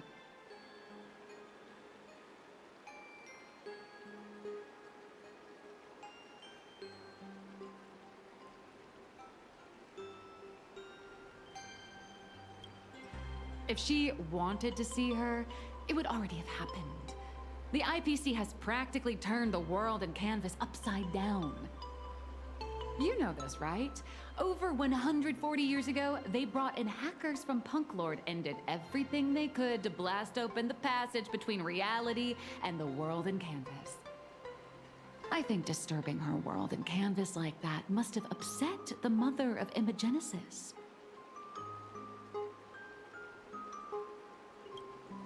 A friend of Graphia's? Just how long has that person been alive?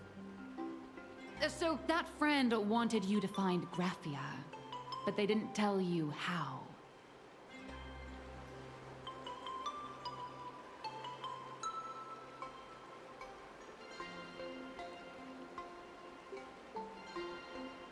The only thing Avanessia left that could be a token is the mask she painted herself, right?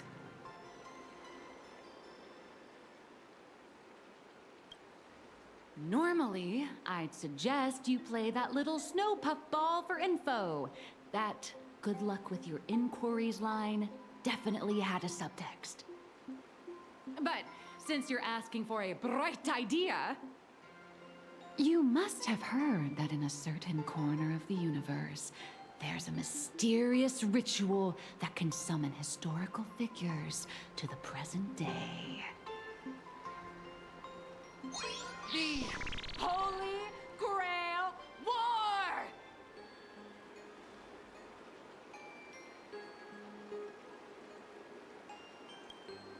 Oh, right! That was your big adventure in Penacony. Oh, how nice. I hope Planarcadia holds one too. Then I don't need to explain the method. First, we need a catalyst. Do you have Graphia's brush or palette? Doesn't look like it. No matter, Miss Cult has got you covered. We use leyline resonance. This hotel is built on Graphia's former home. It still has a connection to her, like that vibrant golden tree.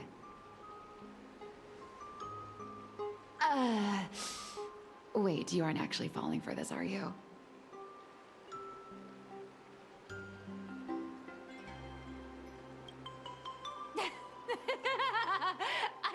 I was just kidding. Sorry. I was just trying to lift the mood. Oh, honestly, I'm a chronic deadline misser who can barely save her own skin. How am I supposed to help you? I've heard enough. Break time is over, Miss Nihilux. Now that you understand your situation, stop wasting time. Start drawing! I just checked in, and I have to work already? I'm not some fully automated painting Mechatron. You do know that, right? A Mechatron can run for hundreds of hours straight. You cannot. That's exactly why every second counts. Now right this second, start increasing your value as a quality asset. Hey, wait! This is kidnapping! Little raccoon, help me!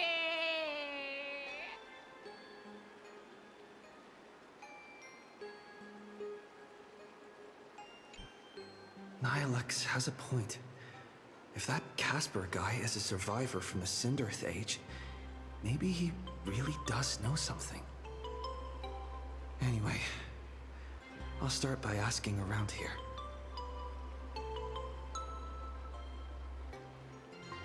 Is there still a chance for me to turn my life? I spent my whole life.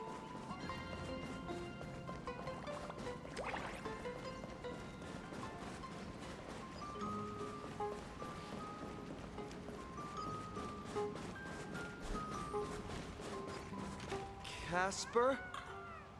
Are you there? Nope. I'm not.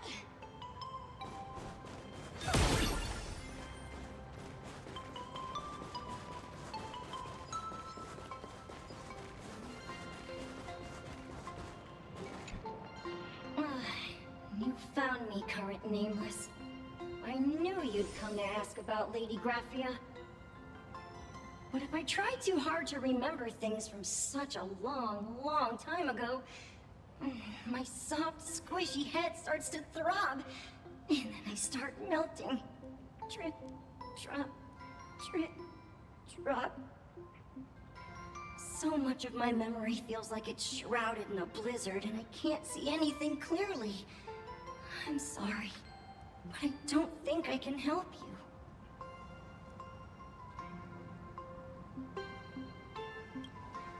A snowball fight? The game, the name, it feels so familiar. It feels like I had snowball fights every single day a long time ago. Shaping the snow into balls and flinging them at whatever strange intruders came barging in. Well then, come at me, Nameless. I'm a snowball fight veteran. I won't lose.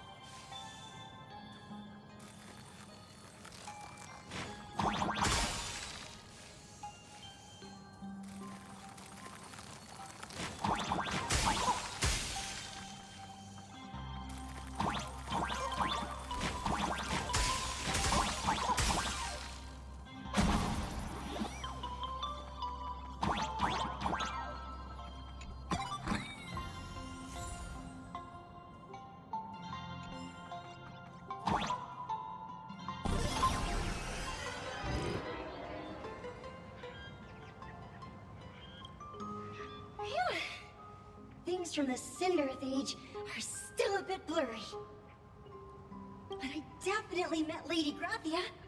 I had snowball fights with her. She was a great painter who led us in snowball fights. She'd even paint portraits for everyone. Back then, when we wanted to see her, we'd go to her doorstep, light the ground lamps, and shout, "Snowball fight!" Then Lady Graphia would poke her head out of the window upstairs, unfurl the scroll, and whoosh! Slide right down into the snow. Then we'd have snowball fights against the Void Rangers together, under the giant moon. If we won, I got to swallow the Void Rangers whole. They were so crispy and tasty.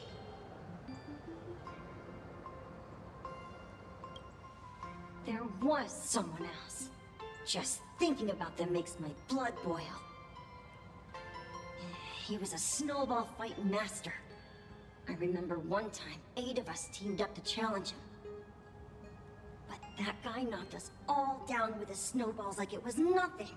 All from so far away. 6 of my friends were lying on the ground, feeling beat. Losing the game got everyone so down that no one uttered a word. As for me, I think I got hit right in the neck. I saw my own giant body thud onto the ground, and my chin felt ice cold. 8 people in the Phantasmoon games? Perhaps Snowball Fight is a euphemism for the Cinderth Age Wars?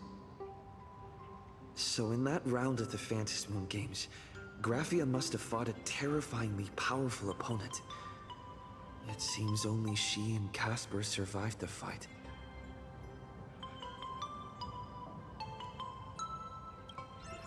I saw her once. Just once.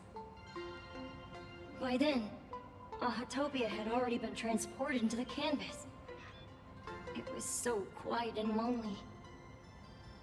I couldn't find my other 6 friends, but I remembered where Lady Graphia lived. So, I went to her front door again, lit the ground lamps, and shouted, "Snowball fight!" It felt like only a second had passed. Just the blink of an eye, yet somehow it also felt like forever. At last, I saw her drift out. She held me and cried, saying, "I'm sorry, and you've done well," over and over. It was just one lost game. We could have just won it back some other time, but that was the last I saw of her.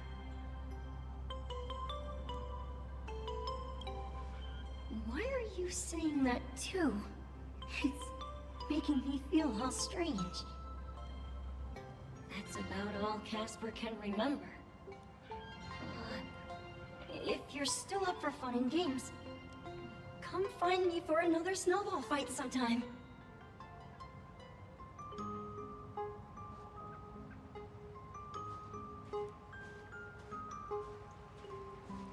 So, to summarize, Casper likes to light the ground lamps and call for her near Graphia's old home. Now, where can I find those ground lamps?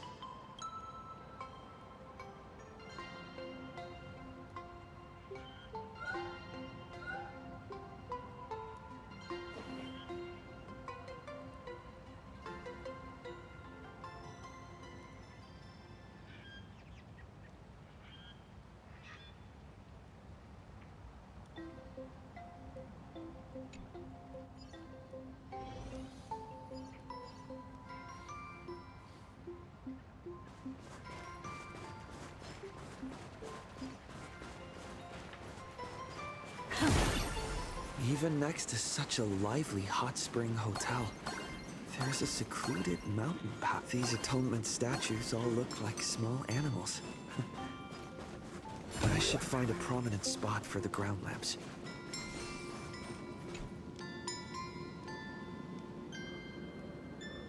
These two little lamps don't look reliable at all. Whatever. It's not like I have any other way.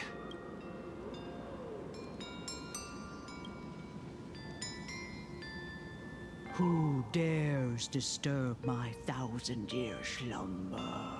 Not only will I refuse to grant you 3 wishes, I shall also lock you in my canvas to suffer in my stead!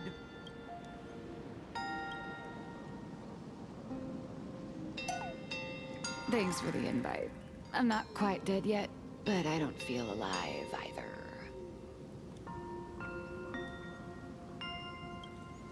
I'm testing the deadline. I snuck out.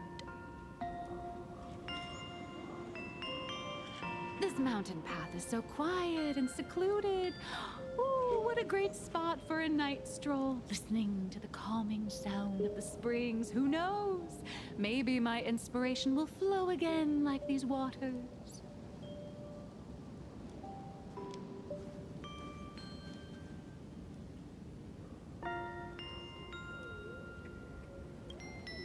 Give me a break. I really am just looking for inspiration out here. Look at this old stone statue! Ooh, doesn't it look like Hemicat? I just reached the real versus fake Hemicat arc in my comic. Let me pay my respects. Maybe Graphia will bless me with enlightenment. Miss Colt, when did you sneak out? That was fast! I let my guard down for just 1 second, and corporate asset, I mean Miss Colt, escaped. Now that's scary. No way are you running away and taking our jobs with you. Good thing this kind lady spotted where you were headed. Otherwise, you might have slipped away for real. Let's go. Back to the room to finish your work. Come on, not again! Little raccoon! Help!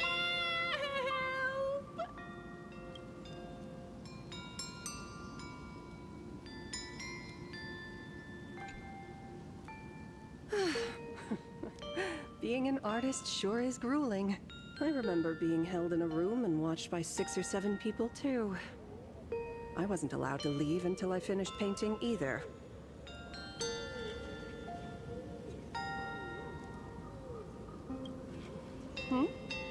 You're asking me? Weren't you the one searching so desperately for me?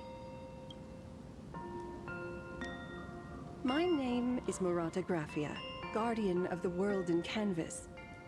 It is a pleasure to meet you, nameless of the Astral Express. You're saying... you are Graphia? She really does look a lot like Himiko.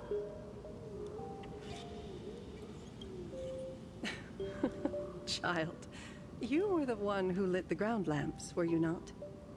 If memory serves, that was the secret signal my old friends used to call for me.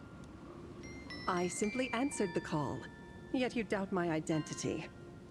How strange. Let me think. I believe I know why you've come to find me. The arbitrator of the Phantasmoon Games asked you to tell me that our old enemy, the Demon Lord from Beyond, has returned. Am I correct? Since Ahatopia's in canvassing, Evanescia and I agreed to guard reality and the world in canvas separately, never to meet again. But over the past 1,000 years, I often hoped we might reunite in some way. Who would have thought, when word of her finally reached me again, there'd be no warm greetings, but instead only an impending crisis? You must have many questions.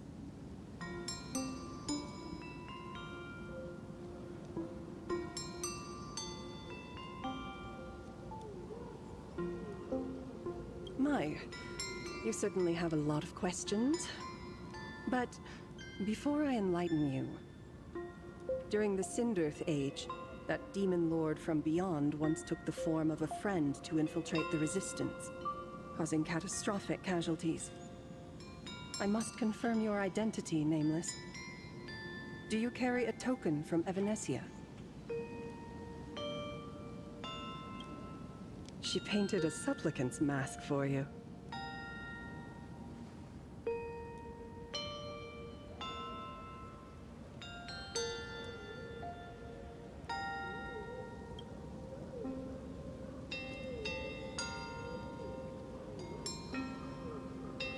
The secrets you seek are many and tangled. Perhaps I should start by telling you a story. 1,000 years ago, the legions of the demons from beyond descended upon Ahatopia, marking the beginning of the Cinderth Age.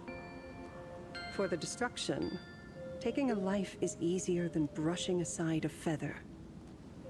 Among the countless victims, a baby girl was saved by a painter from the brink of death.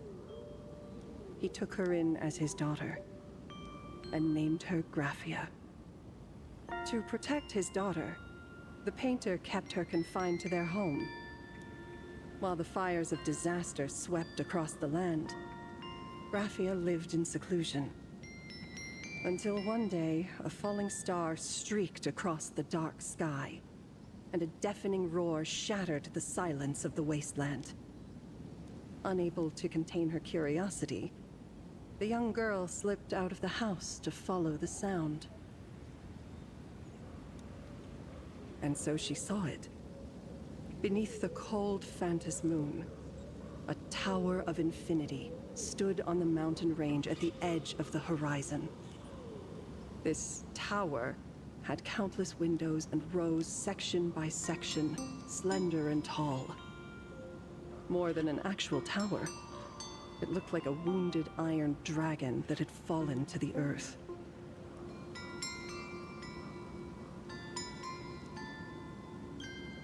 Indeed, that tower, which stood only for a moment, was the crashed Astral Express. And Graphia's family name, Murata, came from the wondrous sight she saw. At the time, the wrecked train was surrounded by countless abominable monsters. Amidst these foul enemies, a few warriors in strange attire fought tirelessly. But they fell, one by one, unable to withstand the endless tide of monsters. It was only much later that Graphia understood that those who fought and died for Ahatopia shared a common name. The Nameless, who walked the path of the Trailblaze. That was the day that Graphia stepped into the mortal world. Her life as the mother of Imogenesis began. In a long, drawn-out war, fought at a severe disadvantage. She was forced to seek the aid of the Phantas Moon Games, attempting to use the mighty power of an Ionic ritual to lock the terrifying demon lord from beyond within a limited battlefield. This was also the first time in the history of the Phantas Moon Games that the 8 supplicants joined forces to confront a powerful enemy from beyond, the Lord Ravager, Asat Pramad. She lost. Graphia did not win the Phantas Moon Games, nor did she manage to kill Asat Pramad. In the final days of the Cinderth Age, she gathered every ounce of wish power to paint the world into a scroll. Using herself as a nail to steady the canvas, she sealed the Lord Ravager outside. Yes. As long as the scroll still enshrouds reality, he won't be able to lay a finger on the Leviathan's remains buried deep within Ahatopia. The story is over. I have received Evanesia's message. I also have a token I'd like you to give her. Please, let us journey together to the other side. So, are we leaving right now?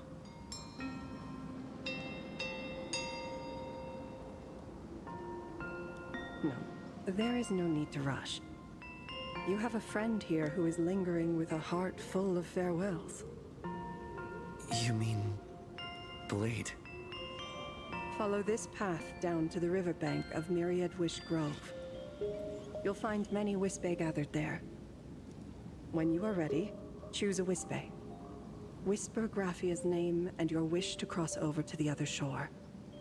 Then release the Wispe into the river. When the time comes, I will bring the ferry to deliver you into the canvas. Graphia vanished. How elusive. Anyway, I should head to the riverbank of Myriad Wish Grove first.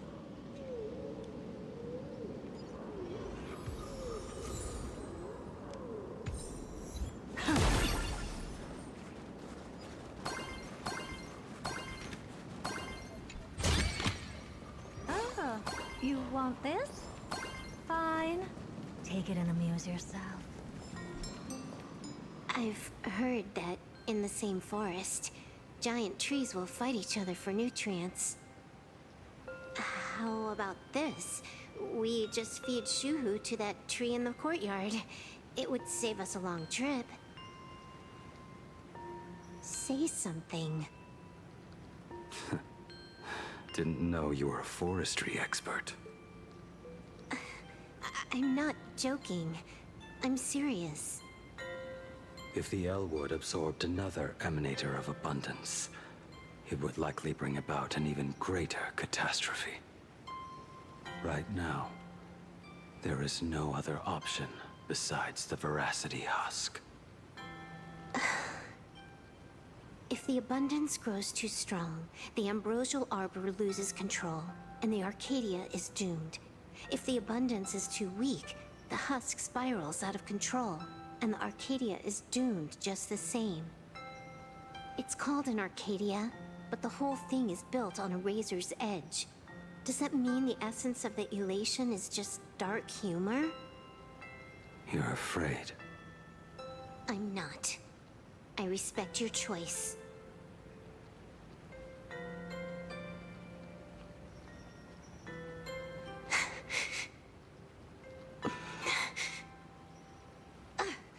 Fine. You're right.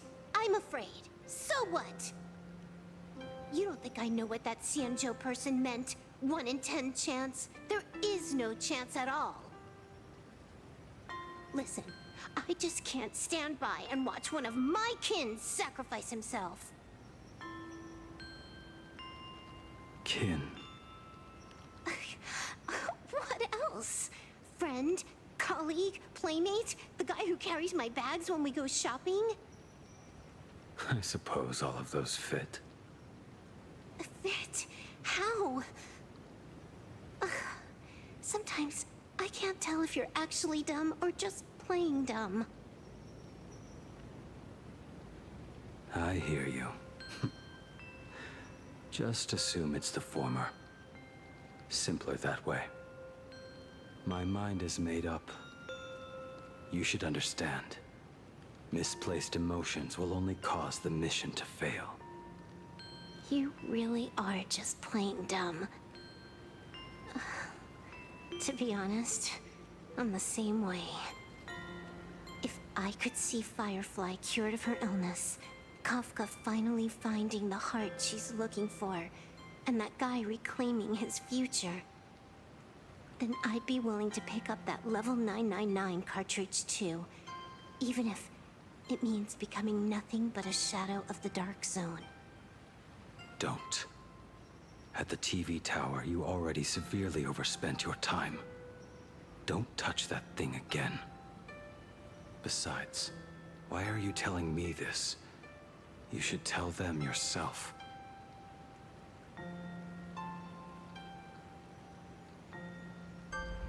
Because just like you, I'm a total, stuck-up softie. Happy now? Feel better? No. Unless you give me a sincere apology and a proper goodbye, we're not settled. Not settled. Is that right? Fair enough. Whether as Ying Xing or as Blade,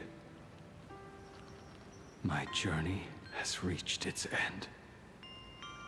Before the final verdict, I should say a proper goodbye to my kin.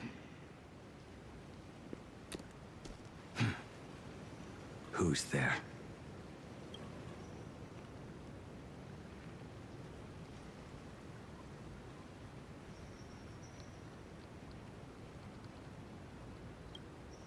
I get it. It was a deliberate accident. I knew you would come.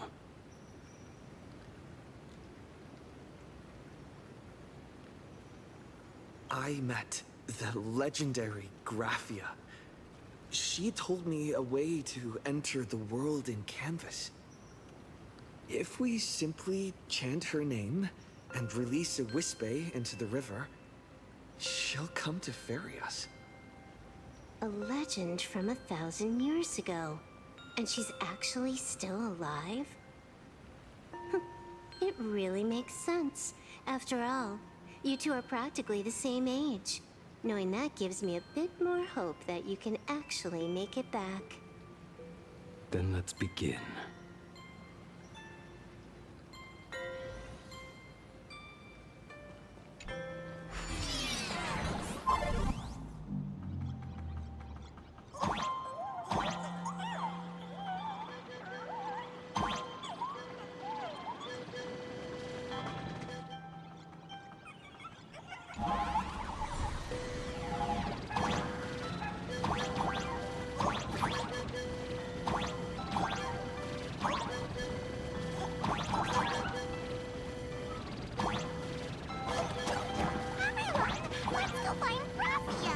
Little one, I choose you.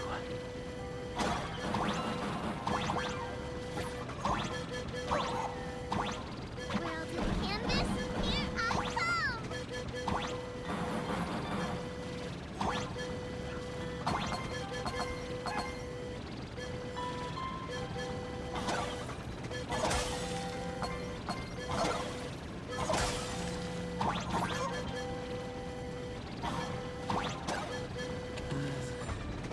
That should do it. Right? I summon Graphia, mother of Imogenesis. May she come forth and deliver us into the world in canvas. Graphia! Graphia! Everyone, into the world in canvas! How odd. This time, the visitors actually know of my existence.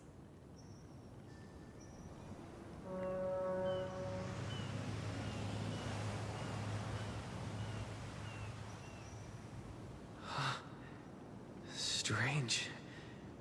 Why is the boat coming from downstream?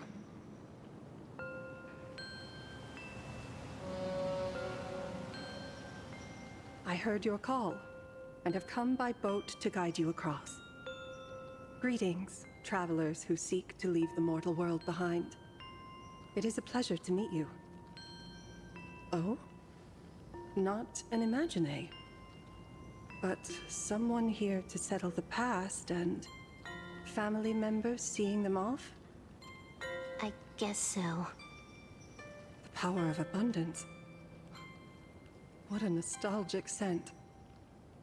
There is something terrifying slumbering within you. I've heard that something lies at the end of the world in canvas with the power to suppress it. Will you show us the way? Ah, I see. You are better informed than I thought. I understand. Time is of the essence. Please, step aboard. Thank you.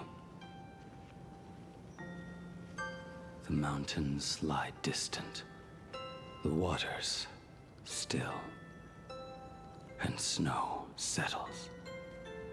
A fine moment to bring this weary life to its end. Bring a weary life to its end.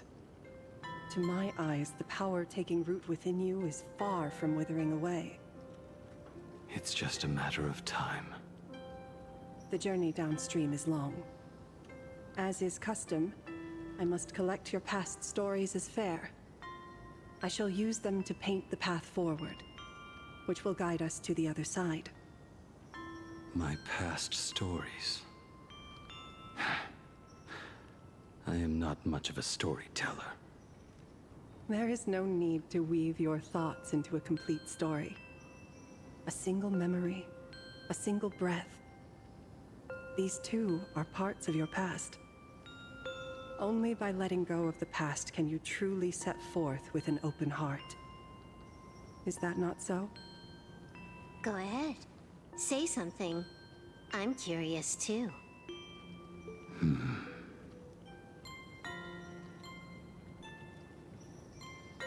Take a look. We're genius in action. Then, I shall begin with that lone island of Insumosu. It was a desolate wasteland, untouched and forgotten. Desolate, cold. The perfect place to lay the dead to rest. I planted rusted, broken blades in the wasteland as a mark of my departure. Little did I know that even after joining the Stellaron Hunters, I would find myself returning there time and again, bringing along a few new swords with me. Their owners, some of them sought my life, only to fall by my hand. Others simply wished to see me one last time, as their own lives flickered out. I was once a craftsman, and those swords, they were all my own creations. I erased those wordless monuments for my old friends, one by one, until they became a forest of broken blades. And what about me and my sword? When will it finally join them in that forest?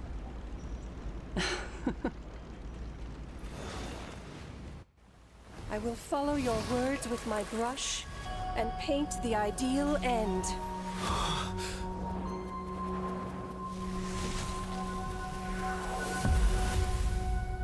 Sword barrier.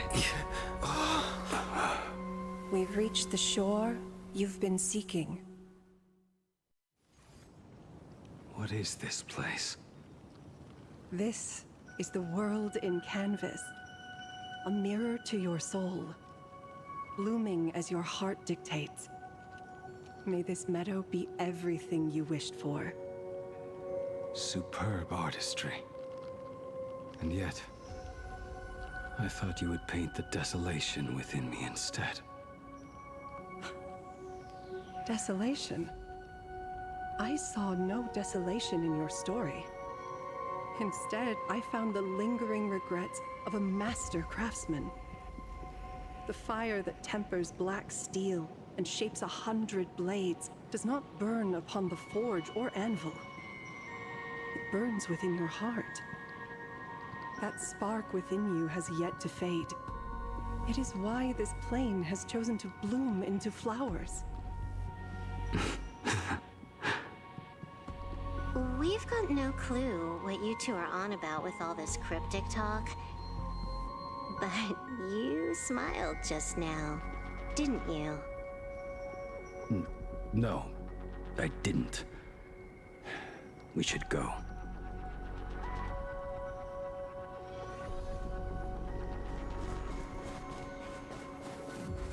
He finally smiled. I'm actually the one who can't even smile. This sucks.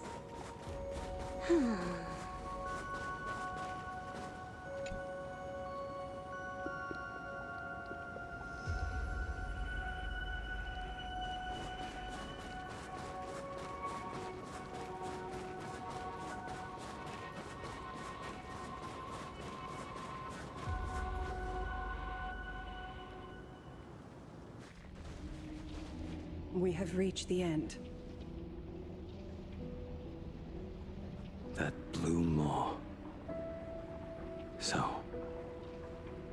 this is it. Correct. Driven by the buried secrets of Ahatopia, you have come seeking liberation. And now, I have shown you the silhouette of the beast's maw. If you should find a way to get out, I ask that you swear to keep this secret.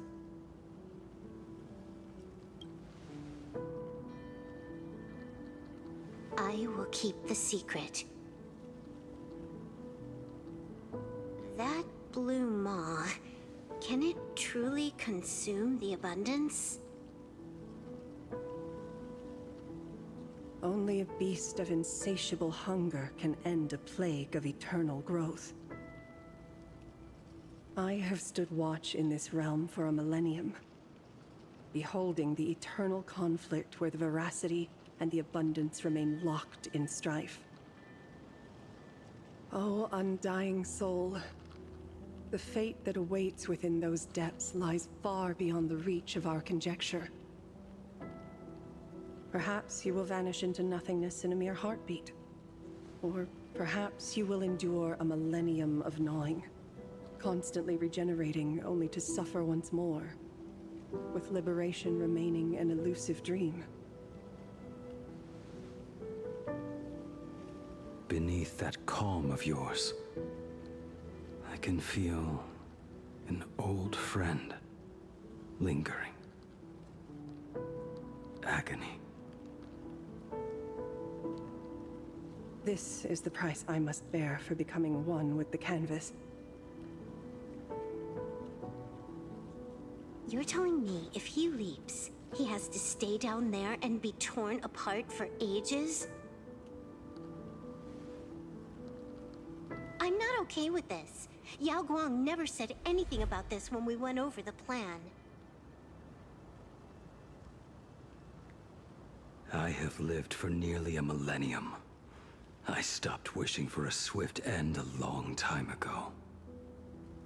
If the Leviathan does not consume me utterly, then I am still alive. And until that moment comes, I will pin Shuhu to the anvil and swing my hammer once, twice, and again, and again.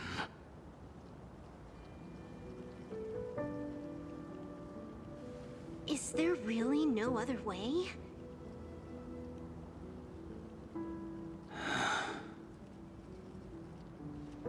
Silverwolf. I was never one for sentiment. I'll only say this. In my past life as a smith, I made it a point to forge something for those friends I found tolerable. But ever since I joined the Stellaron Hunters... Oh, right, I get it. You want me to go back and take apart that box Kafka uses as a footrest, right? You already took it apart? A long time ago. Quite a few treasures in there. A master-crafted blade, a game controller, and a portable reactor. That's the armor core, reforged from the remains of the Glamoth Queen. Oh, and a cat-scratching post. When did you find out about these items? You? You mean we. We all found out.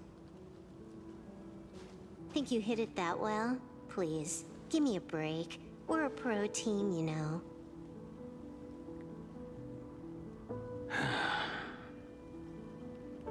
Just split it among yourselves. Consider it a keepsake. Kafka should be the one saying this, but... You are the most perfect blade the Stellaron Hunters could ever have.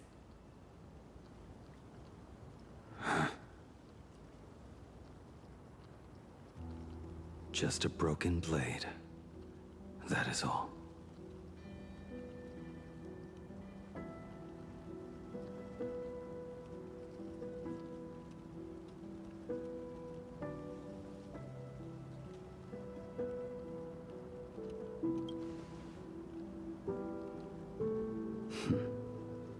talk too much.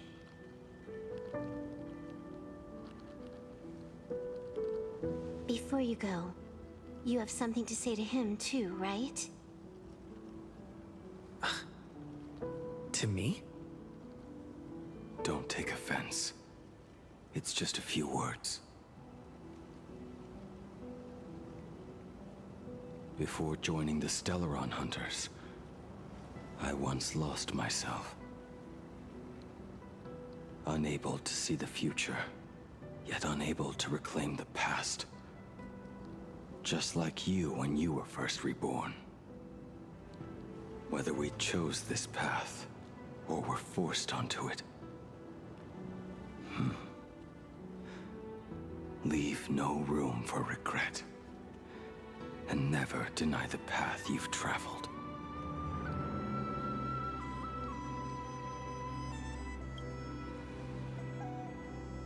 Then, let it be.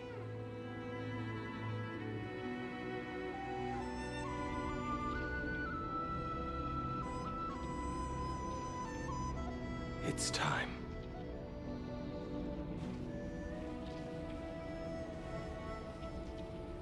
Do you still remember that passphrase?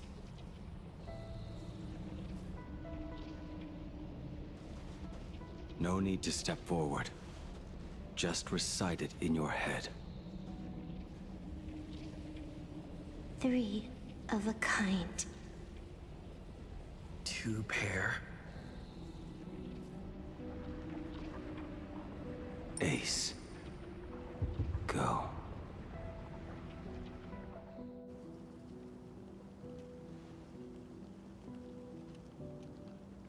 Farewell.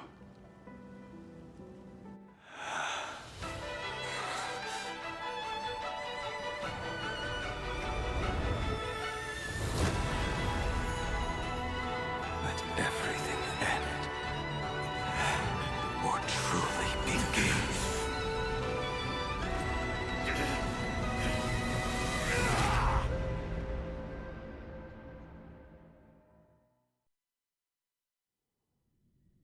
In the final moments of your life, what will flicker through your mind?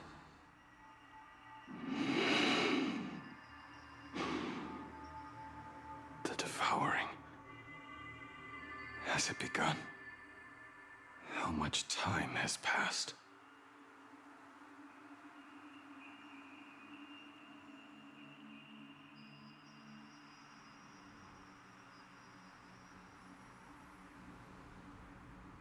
Sea of clouds. Ambrosial arbor.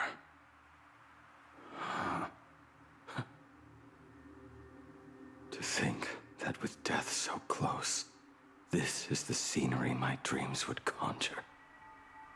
My heartbeat. It's barely audible now. Shuhu. Are you still alive? Am I still alive? Finally woke up, Yingxing? Master. I am sorry. You have the wrong person. I am not Yingxing. Huh. A lad your age, yet your head is more muddled than mine. You're talking nonsense in your sleep, boy. It has been ages since we last met. Tell me, have you let your craft go to waste? Your master wishes to see what you can do. Not a sweet dream of toasts and laughter, nor a nightmare of clashing steel. Instead, it is a dream of returning to the very beginning, to confess my sins before the master who taught me everything. Typical. This is a standard issue sword I forged for the Cloud Knights, back when I first began my training.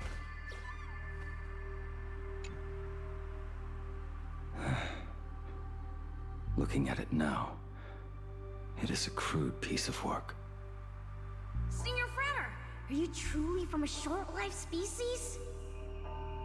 Why do you ask? I mean, no offense. I just wondered, why would you come all the way to the Xianzhou to learn the craft? My home became a grazing ground for those boars and beasts. My parents, they're fertilizer. Unlike you, I won't live to see them wiped out.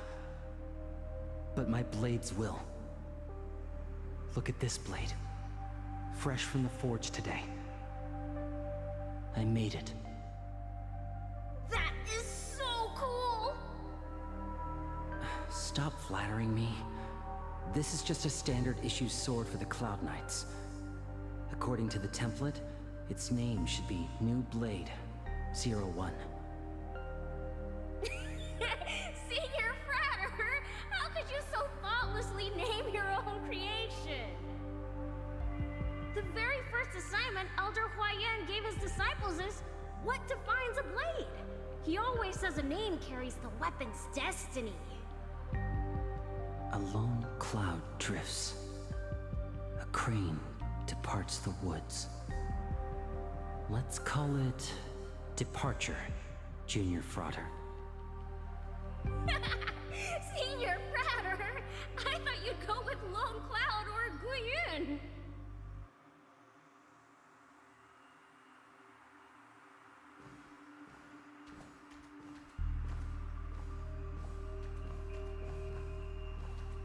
Bai Hung. And that bow I forged for her.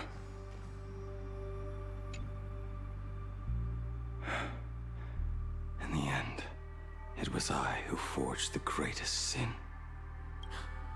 For me? Thank you. I told you, didn't I? As long as you set your heart on what you love, nothing can stop you. Hey, did you give this bow a name?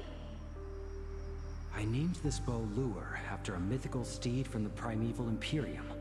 Legend says it was one of the Emperor's finest mounts, a divine beast that could tread over any chasm and lead its master back from the brink of death.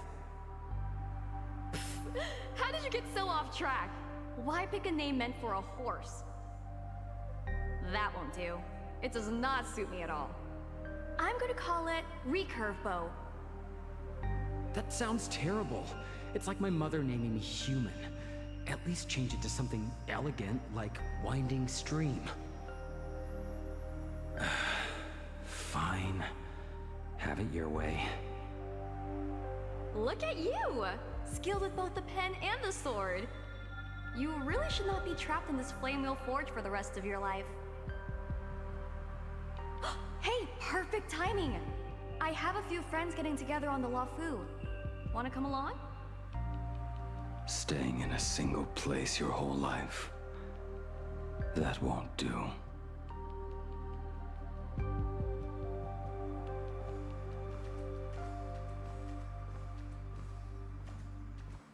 Jing Yuan's Devastator Glaive. The weapon I promised to forge for him all those years ago.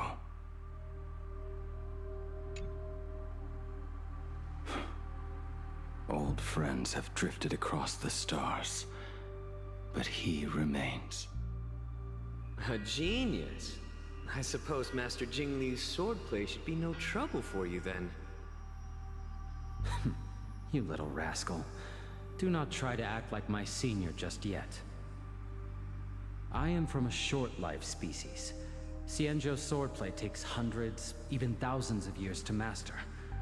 I simply do not have the time. I heard your bold claim. I'd rather leave this world in a blaze than live until the end of time. It seems you think little of us Xianzhou people, then? My, the future sword champion has sharp ears. It was just drunken rambling. Don't take it to heart. It would be a waste to throw my skills away on the battlefield. You go to the front, and I will forge the divine weapons for you. It is a promise. All right, deal. Then I want a Devastator Glaive, 4 meters long, decorated with green silk, and you should engrave the blade with cloud patterns. Or maybe lightning. Wait until you have grown a bit taller. Then it is settled. When the time comes, you shall arm each of us with a weapon of our own. Let us face the fires of war in your place, and handle all that tedious business on your behalf. Come, friends, drink up. We five come from all walks of life, but here and now, we are one. Together, we shall bring glory to the Cienjo, and peace to all who dwell beneath the stars. By the rainbow and the 10 lords, if I betray our bond, let all of existence hunt me down.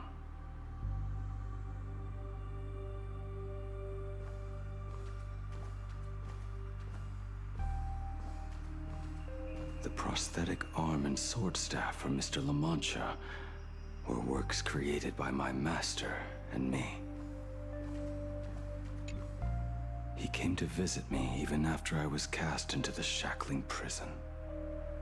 Ying-Ching. No. Ying-Ching.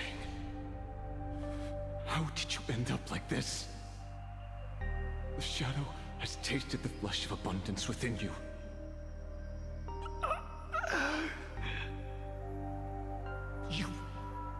You cannot even speak anymore. Ying-Ching, look at me. Lift your head. It was only thanks to you and your master that the shadow of veracity was sealed. I owe you both a debt of gratitude. So I have but one question. Do you want out? If so, just nod. There is always a way out. Just give the word, and I will carve a bloody path to get you out, right now.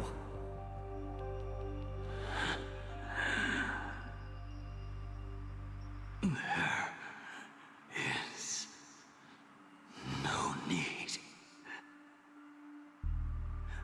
I must atone for my sins. Perhaps if I had taken you away from Flamewheel Forge back then, your fate would have been entirely different. I respect your choice, just as I did all those years ago. Pity. So much in this world does not go as we wish.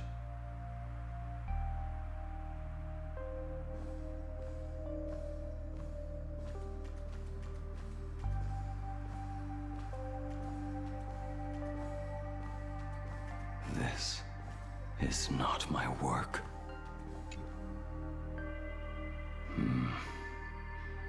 This was where my life as Blade began. So you're Blade. You sound like quite the expert on swords. Oh, good timing. What do you make of the sword she's carrying? The blade itself is fine, but the technique is wrong. Swordsmanship is no song and dance. Power starts at the feet. Only when the eyes and mind follow through will the strike land. My, oh my, Bladey. You really are the ultimate blade critic.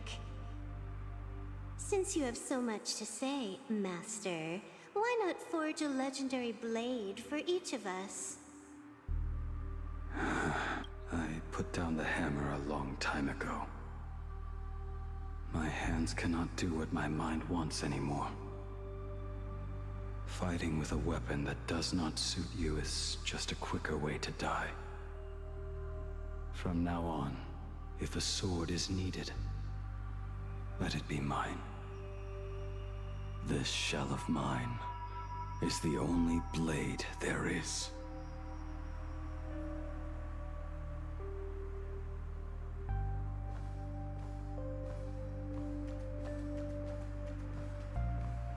weapon given by Ying Xing to an old friend. But we are no longer who we once were to each other. Who I am does not matter. What matters is, do you remember this weapon? I don't understand what you're talking about. All that happened. You think you can just walk away from it all? You would do well to keep Cloud Piercer by your side. Or, next time we meet, I will be the end of you. What a pity.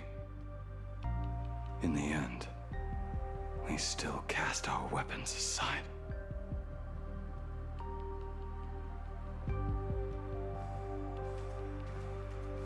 Apprentice, come here. Finally. Is the end in sight?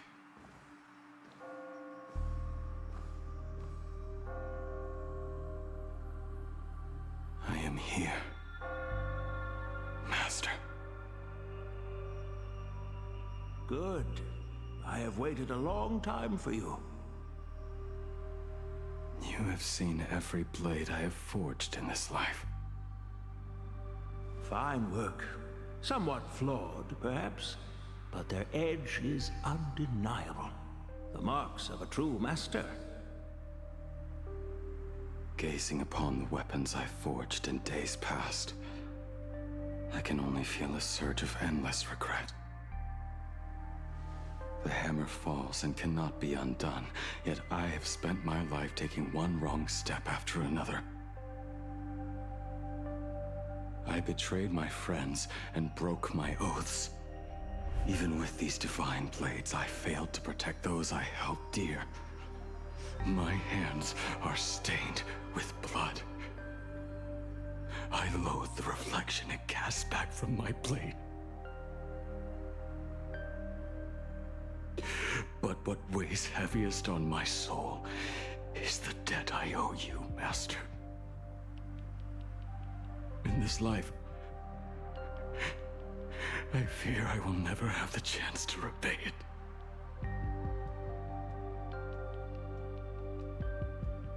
Let it all out. You feel a bit lighter now, don't you?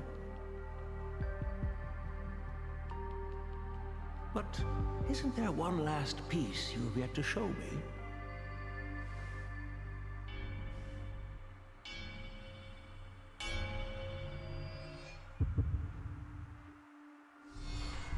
It is yet to be named, has it not?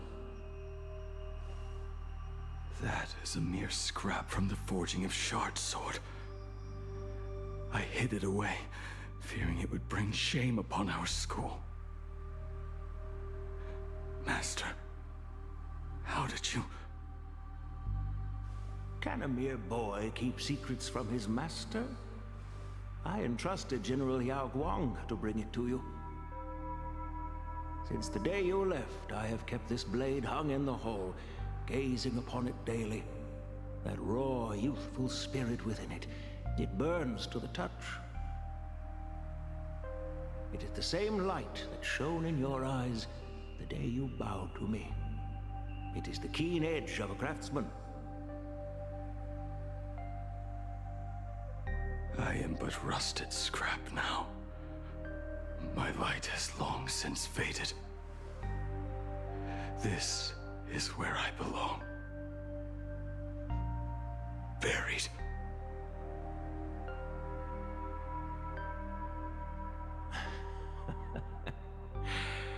Crushed ore, old materials, rusted iron. As craftsmen, we spend our entire lives in such company. Waste not the bounty of the world, but perfect it through craft. To take what is useless, to take every failed scrap and forge it anew. Isn't that our very mission as craftsmen? Even for a life that has reached its end. A life built on nothing but mistakes. As it is with the work of a craftsman, so it must be with the life of a craftsman. Do you still remember the question I once asked you? What defines a blade?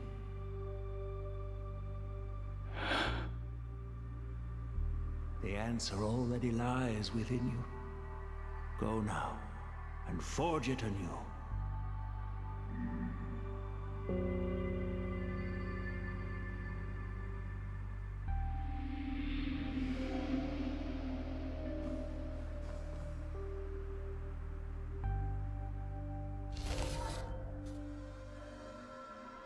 Forge it anew.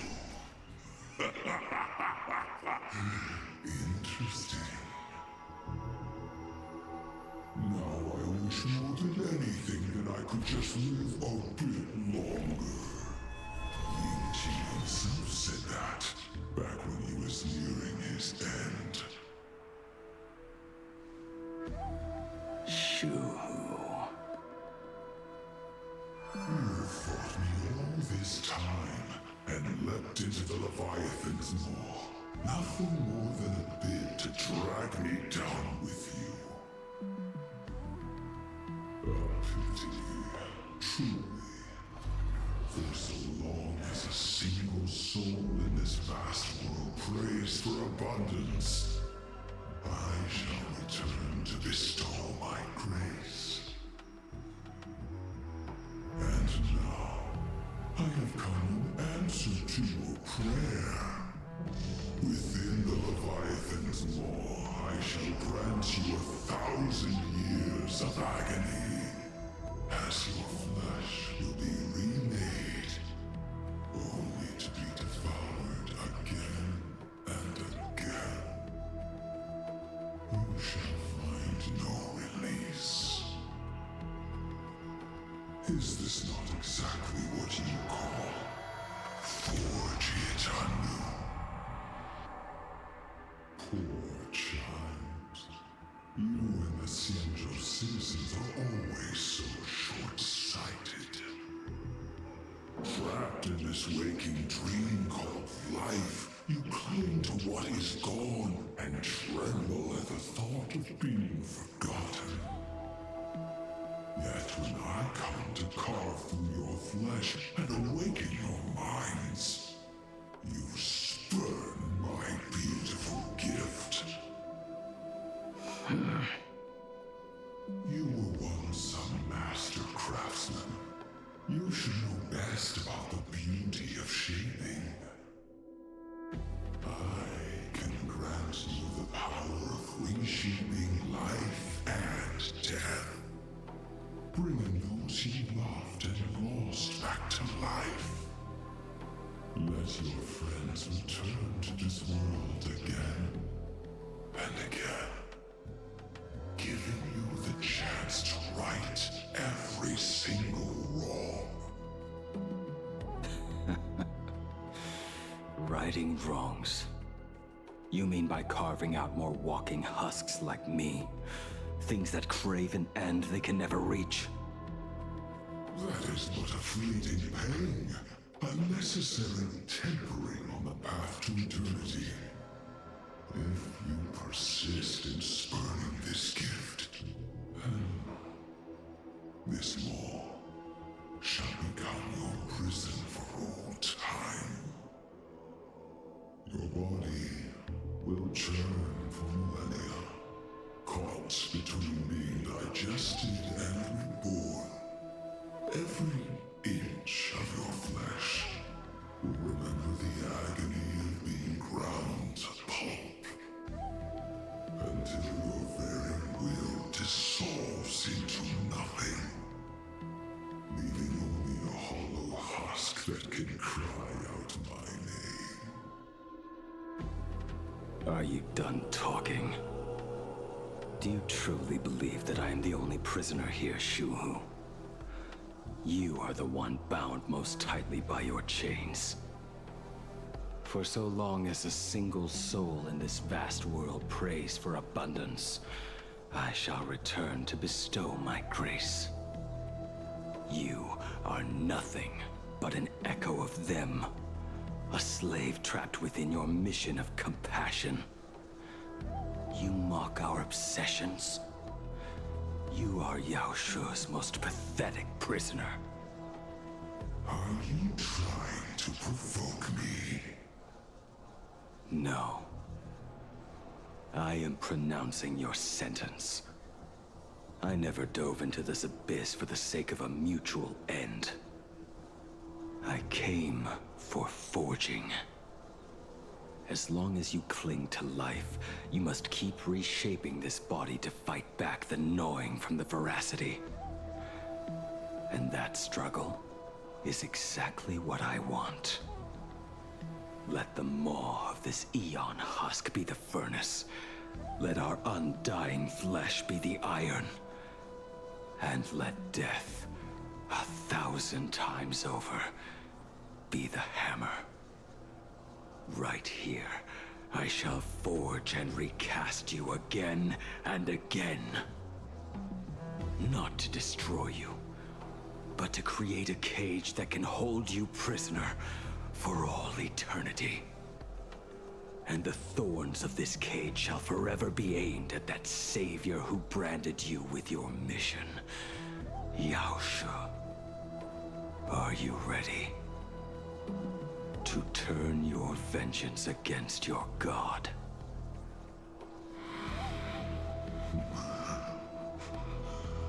I see now. So, this is how you forge it anew.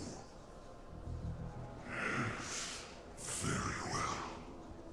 Let us see how this duel between the condemned unfolds. This forging within the furnace. In the end, which of us shall forge the other into a blade?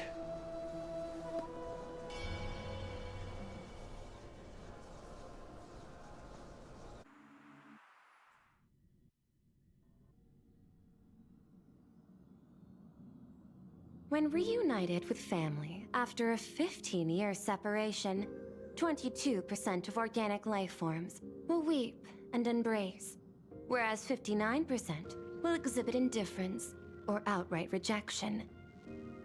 Yet, choosing to conduct a covert investigation instead is entirely unheard of. You harbor suspicions regarding Mr. Ryusuke. Why is that, Miss Himiko? Before Star Rail Fest began, I stopped by his office to look for the family's records on the Phantom Moon games. Out of concern, or perhaps curiosity, I leafed through his portfolio. The artwork was magnificent, with each piece serving as a microcosm of a different planet. That was when it suddenly dawned on me. 5 of the worlds he captured in these paintings are now gone. Lost to the fires of war waged by the Antimatter Legion. Just as you suspected, Mr. Ryusuke's travels have been highly suspicious. In the year 1969 of the Arcadian calendar, he traveled to the Delcor Ring to sculpt a statue for the Doctors of Chaos. 2 years later, the IPC received word that the last local resistance group had rejected all aid and launched a suicide charge against the Legion. Also, in 1984 of the Arcadian calendar, he traveled alone to the planet Goliath's Shepherd. After a century of resistance in the fires of war, the planet was officially declared dead 9 years later. Both incidents point back to a single culprit. The Lord Ravager Asat Pramod. However, there is also evidence suggesting that Mr. Ryusuke was still in Planarcadia when Asat Pramod appeared. Additionally, the IPC recovered a commission he received. It read, "Please carve a trace of our lasting glory, just before the world meets its destruction." He accepted the commission, even though he knew the Legion had surrounded the planet? Legends of the Graphia clan abound within Planarcadia. To this day, Many believe the Weathering Curse is a scar, seared into your very bloodline from Graffia's struggle against the Legion. Conjecture. Mr. Ryusuke was tracking the demon from beyond. He likely believed that finding him was the key to breaking the Graffia clan's curse. Any other conjectures? There is another possibility. Please forgive me if this sounds out of line. There is a 52% probability that Mr. Ryusuke was being used by Assad Pramod. He might have even chosen to work for him. I'll have a word with him. I'll leave it in your hands, Miss Himiko. Dad? Do you have a minute to talk? I do.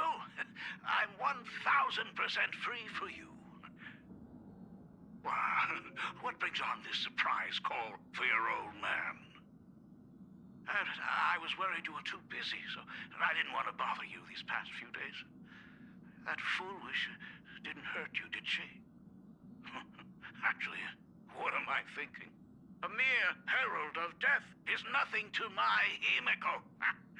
You probably handled her in no time. And that kid is something else too. I'm telling you, everyone at school is a huge fan of the Astral Express now. 15 years. The blood-stained games are finally over. And this time everyone survived. It's time we sat down and talked. Just as father and daughter. Huh? Am I dreaming? My little girl actually wants to have a real talk with her old man. Well, I don't care if I heard you wrong. I'm taking this to the bank. Praise the Astral Express. Praise Hackivili. Give me 10 seconds. No, make it 8. Your old man is on his way. There's no need to rush like that. Love you, kiddo. I should have seen that coming. Himiko, open up. It's your time. Himiko, come over. Tell me more about this.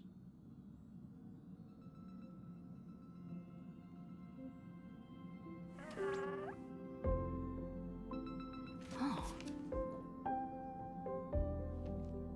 Uh-huh.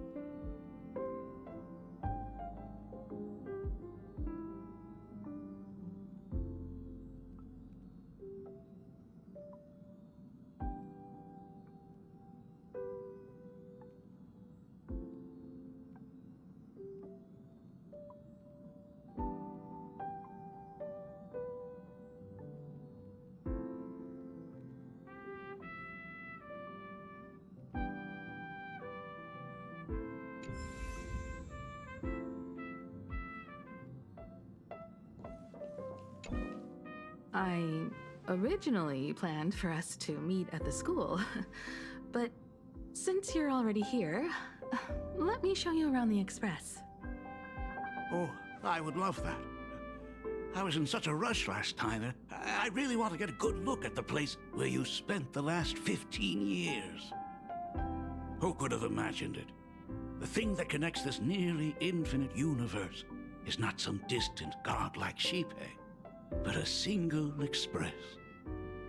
I have met many artists who dreamed of boarding the Express just to get a closer look at the legacy of trailblazing. So I am curious, how will the great artist Ryusuke evaluate it? Me? Well, I'll give it my all. was only joking. There's no need to be so serious. There's actually so much interesting stuff on this express.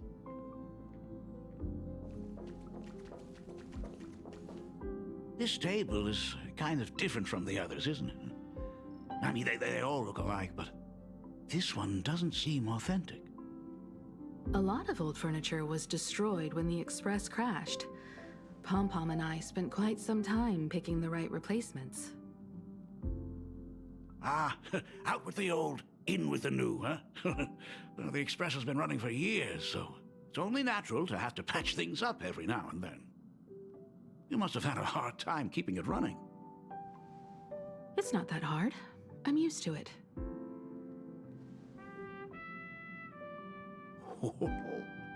Just as I thought. The Astral Express looks amazing inside. These chandeliers. The designer used the skeleton of a void song whale as a reference. They say it's been here since Dolly's days on the Express. It catches the eye of many people who board. But the light seems a bit dim in here, doesn't it? It's always been this way. Oh, well. Have you tried swapping in a polarized conductor? Or rinsing the light units in an alkaline solution? Are you an artist or an electrician, Dad? Well, I am just speaking from experience. Don't forget, your dad was once the one who set up all the lighting in those classrooms. Is it there? Oh, let me see. It's bigger on the inside. Oh, the phonograph also has music from all sorts of worlds, just like the versions I've heard before. Oh, it's a shame I didn't get to see the legendary infinite ice cream machine. Dad, you actually believe something like that exists? I thought only kids would fall for it. A long, long time ago, such a thing did exist on the Express. When the Express passed the desert planet Talon, Granholm left the machine there. Now, it has become a popsicle planet. Conductor! Long time no see. Your fur looks a lot smoother than last time. Really? Thank you very much. Hey, my daughter Himeko finally opened up to having a heart-to-heart with me. What a special moment! Pom-Pom will leave you to it then. They say family is one of the most precious treasures. Pom-Pom believes we should cherish them. See? I told you. This time, Dad wins. Oh, Himeko, you may be a fully capable navigator now, but sometimes experience still beats youth.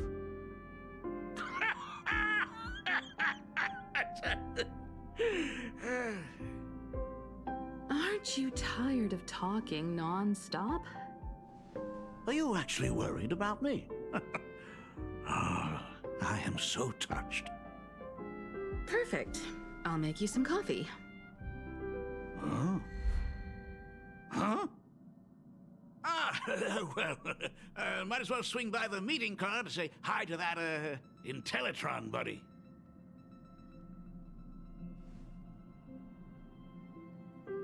Pom-Pom finds Himeko's father very easygoing. Himeko, come on. Let's walk together.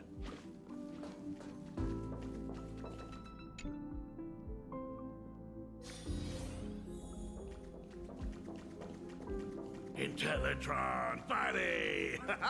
Long time no... Rumor has it that the drinks in the World's End Tavern are all brewed from jokes. Since we are in Planarcadia, any single joke before a drink would be second to none. Since there is only a single joke, it is quite literally second to none. Mr. Ryusuke, the tension detected in your micro-expressions has increased by 33% since our last encounter. Oh, nonsense. Himeko is brewing up a cup of coffee just for me. Is there anything in the world more wonderful than that? A cup of hot coffee right before the end. This must be what they mean by life is short and bitter. Huh. Well, now I see why they call you Shush. Well, since I'm still among the living, let me tell you a joke for a change. A long time ago, there was a truly terrible nameless. They snuck aboard as a passenger, seeking a certain answer. Now, one day, they ordered a drink from a service robot on the express and told it a joke. A long time ago, there was a truly terrible nameless. They snuck aboard as a passenger seeking a certain answer. I have retrieved the same joke from the archived logs. It is indexed under the title, An Unfunny Joke. But did you know, the first time the robot heard that joke, it laughed with pure joy. Don't go filling Shush with nonsense. Its database is already enough of a mess. Dad, here's your coffee. This cup is huge. Himeko, tell me, are you still holding a grudge against me? What are you talking about? Now drink up while it's still hot.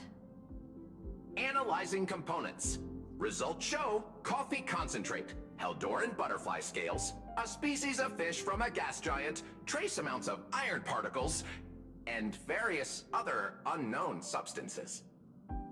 Mr. Shush, you must be exhausted after telling all those cool jokes. How about a nice hot cup of coffee to warm you up, huh? My inspiration circuit is vibrating. My radar indicates that the conductor requires my immediate assistance.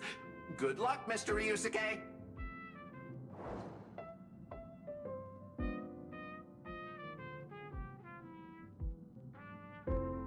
Oh, Himeko, if I do not make it out of here, please deliver my resignation to Miss Dolly.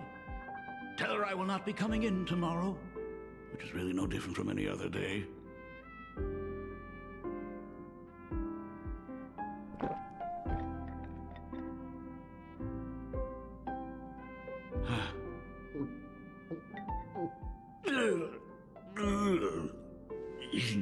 The coffee tastes like heaven. Oh, want another cup? Himeko, Miss Dolly told me that back when you were a school assistant, you used to bring a massive pot of coffee for everyone every single day. They still talk about it to this day. It would be selfish of me to keep this all for myself. I simply must bring some back for the other teachers to sample. I am afraid it will be long cold by the time you get it to them. But as you said, it is time for us to head to the school. We must return to the source of all these tragedies and put an end to the blood-stained games. Are you truly ready to say your goodbyes? We can stay a little longer if you like.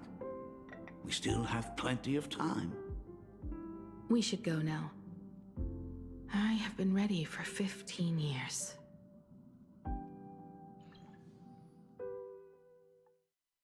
It has been 15 years. Those ghosts have been repeating their final day over and over, trapped inside the classroom you imaginated. Even if they are merely shadows of the past, they deserve to be set free.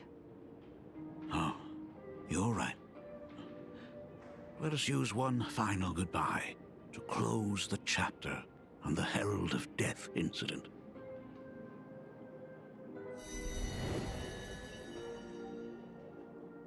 Senior, you are back! We are all waiting for you. Sorry I'm late, everyone. It's okay. Thank you so much for coming. Himeko, we don't have enough time for the lobby. Could you please use your amazing Imagenesis skills to decorate the stage for us? I am begging you. Mia, stop bothering Himeko all the time. If you and the others hadn't slacked off on the rooftop, we wouldn't be in this mess right now. But the school anniversary is tomorrow. If I do not get this done, Ms. Dolly is going to skin me alive.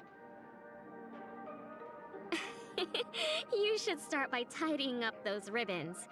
Once we are finished with the classroom, we will all come and give you a hand. Hey,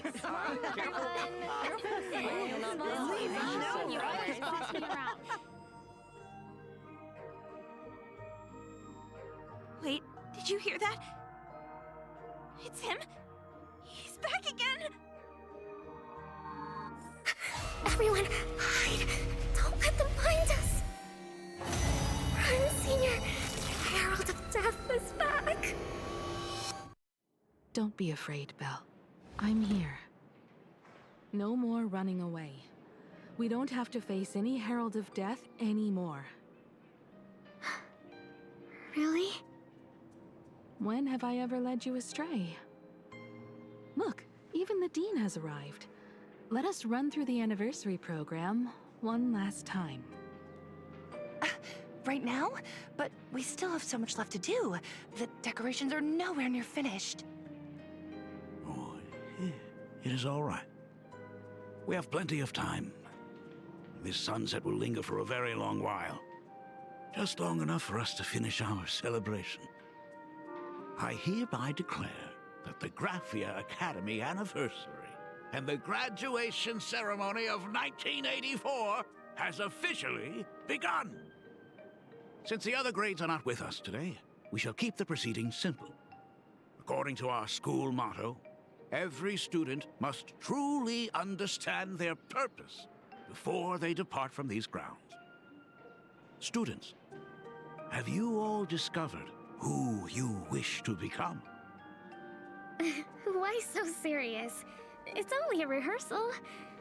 Well, in that case, I'm going to be an artist. And not just any artist.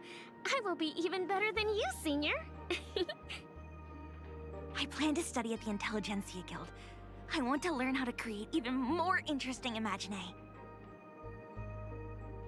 I want to study cinematography and become a director. I want to capture every single moment of happiness in the Arcadia.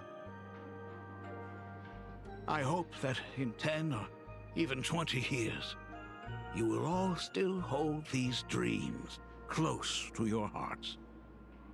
And now, please welcome our distinguished graduate representative, Himeko, to the stage to offer her final blessing to the graduating class. Our senior is doing this?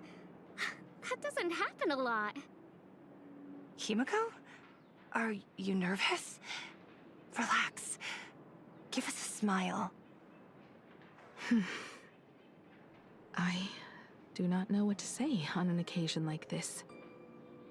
All I know is that this is a comfort the living leave for themselves. But take that step forward. Go and embrace tomorrow. Become someone that the person you are today would be proud of. Congratulations to the class of 1984. Senior, don't miss us too much. Himeko, see you around. Himeko, what's with the sad face? It's not like we'll never see each other again. Farewell. Belle, Full Wish, Mia. Safe travels, everyone. 15 years. The blood-stained games that altered the course of so many lives have finally come to an end. If only I had not lost myself in my own grief. If only I had looked after that child properly. Perhaps everything would have been different. It was not only the Herald of Death that pushed her towards that abyss. Full Wish said that it took Planarcadia 15 whole years to kill her. Will this world ever get better, Dad? I don't know, but I'm willing to believe in it. Dad, all these years, just what have you been doing? is that concern I hear in your voice? If you say so. After the blood-stained games, I traveled to many different worlds. Every time I set foot on a new planet, my thoughts always returned to you. Until one day, I happened to see news about the Astral Express. The person on that screen was so different from the daughter in my memories. I was afraid, to be sure. I did not want to disturb the life you had found. As long as I never saw you in person, I could keep telling myself that lie. My daughter had fulfilled her dreams to soar among the stars. Von Walk? Owenly? New Londinium? Step by step, I made my way into the very bedtime stories you used to tell me. Were they beautiful? In this vast universe, nothing holds more beauty than the lands en route, yet to be reached. You may have been a poor excuse for a father, but even so, thank you for setting me on this trailblazing path. Same here. Thank you for fighting so hard to be here alive. It's still early, huh? Let's have a walk around the campus. I have something very important to tell you. But it can wait. Something very important? No. Give me just a moment to gather my... nice weather today.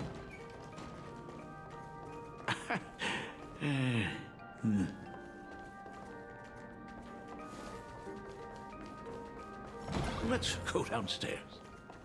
Oh my god, it's her!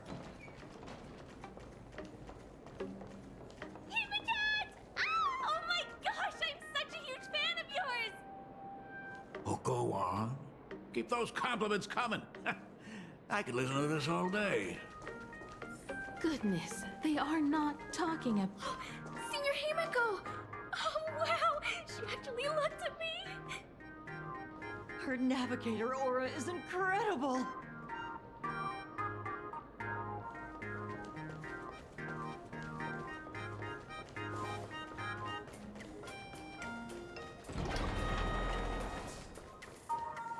Astral Express, I love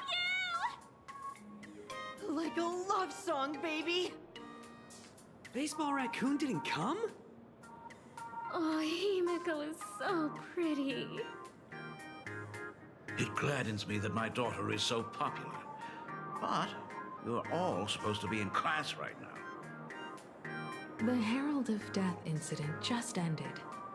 It is only right to let them breathe and relax for a while. To think that it all happened only yesterday.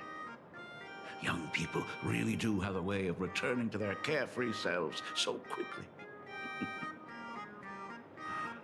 I suppose it is because they believe the Astral Express will always be there to save them.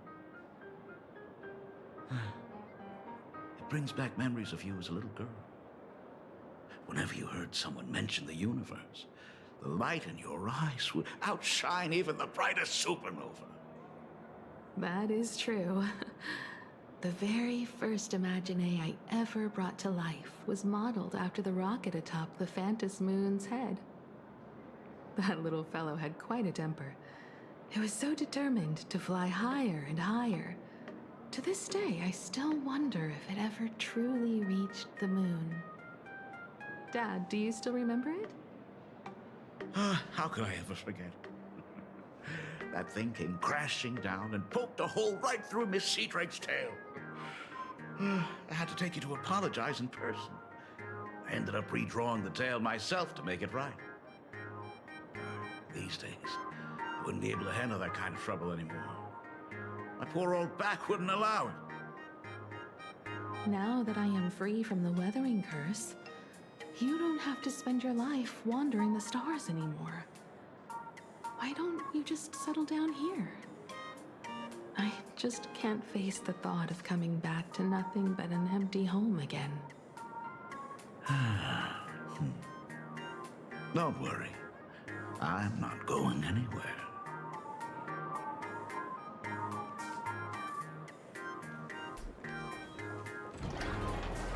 The Imogenesis classroom is ahead.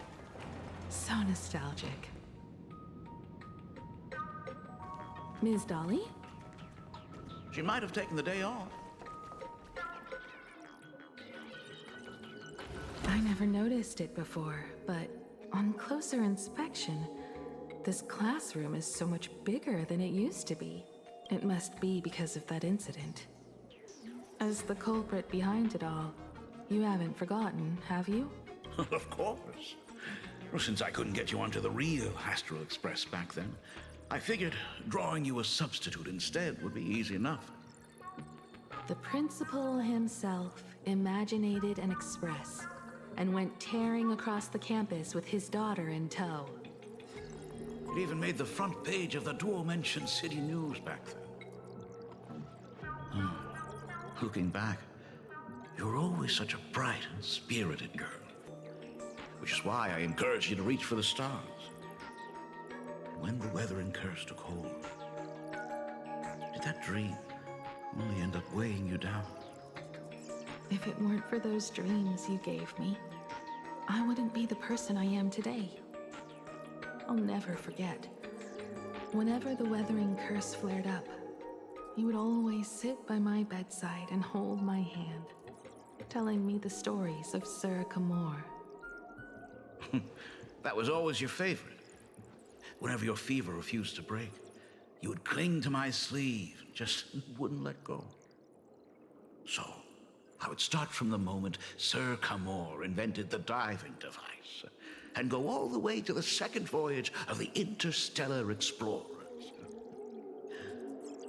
Like clockwork, right about then, you would close your eyes and drift off to sleep. Yeah, that was the first story you ever told me.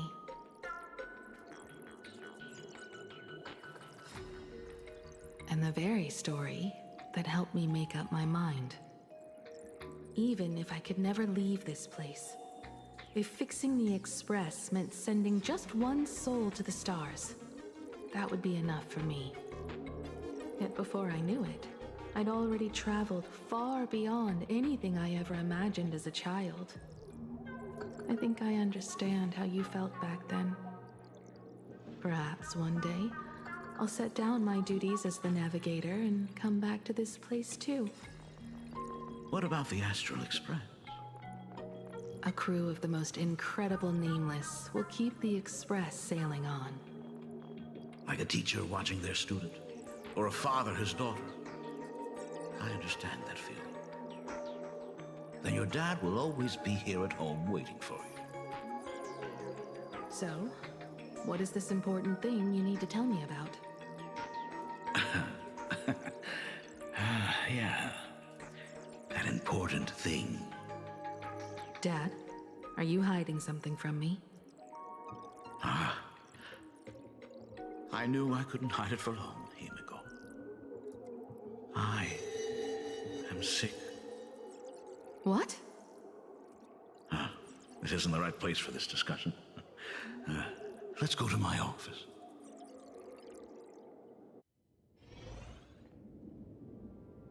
So...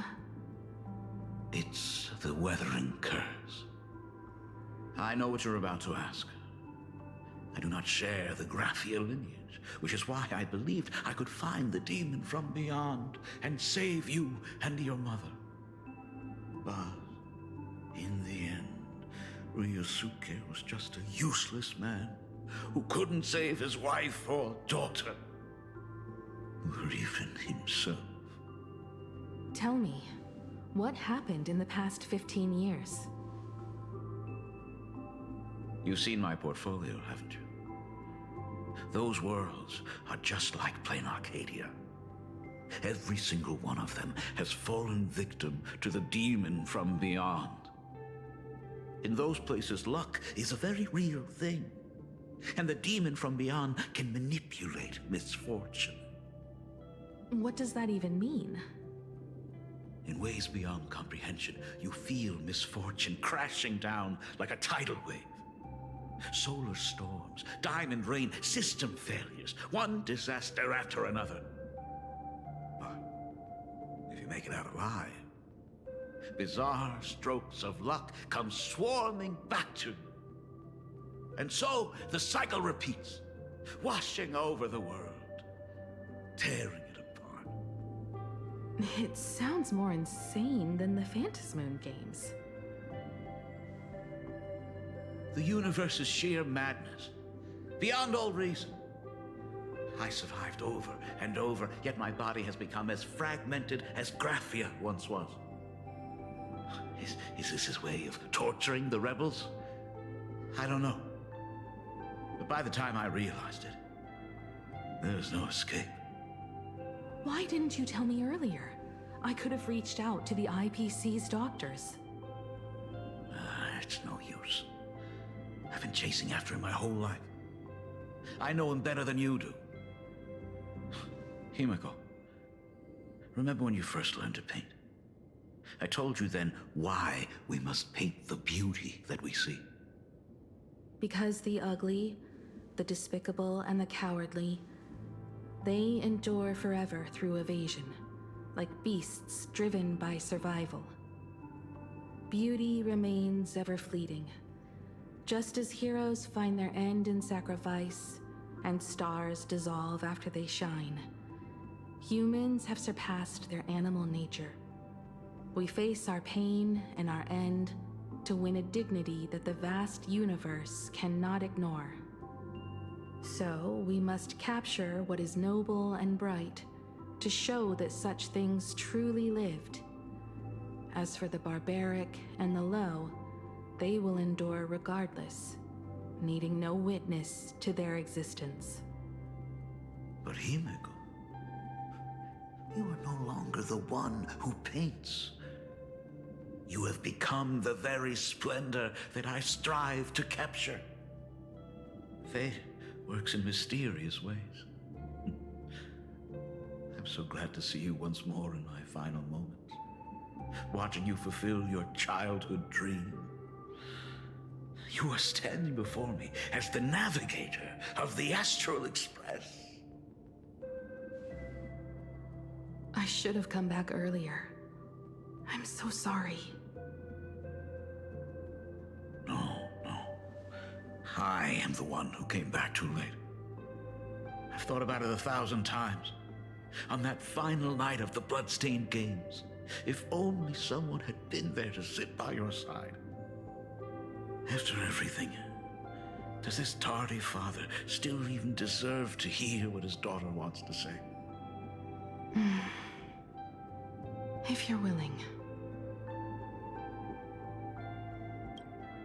Thank you, Akivili. Thank you, Himiko. All of this happened after you went away. You were jumping from one job to the next, and for 4 long years, I had heard nothing from you. During those 4 years, I found the stranded Express deep in the canvas world and kept trying to repair it. Watching the Phantasmoon grow fuller, I remembered the mask that had been handed down through our family for generations. If I could claim victory in the Phantasmoon games, then perhaps by harnessing the divine authority of elation, it might just be possible to set the Express in motion once more. But the Herald of Death was a complete madman, and he smashed every dream to pieces.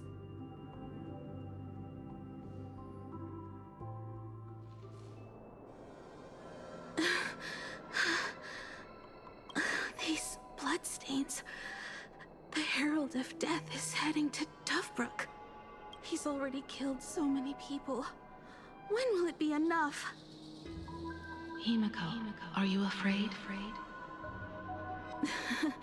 You're asking if I'm afraid? Of course I am. After seeing all that carnage along the way.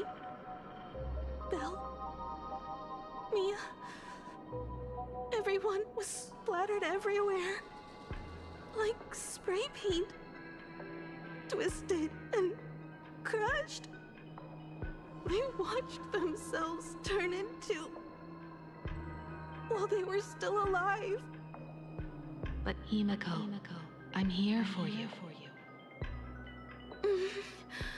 I'm okay. I'm fine. If I don't stop him right here and win the Phantom Moon Games, there will be no tomorrow for anyone, let alone a new journey for the Astral Express. And someone needs to avenge those students at the Academy. That is not your responsibility. If you are afraid, let me handle it. I know hunting down the Herald of Death isn't my responsibility. If I turn around and walk away, no one will blame me. But I am already here. I can't let him get away. Yeah, I'm not really scared anymore. Really. Rogue supplicant has entered Dovebrook District. Aberration threat level, Calamity.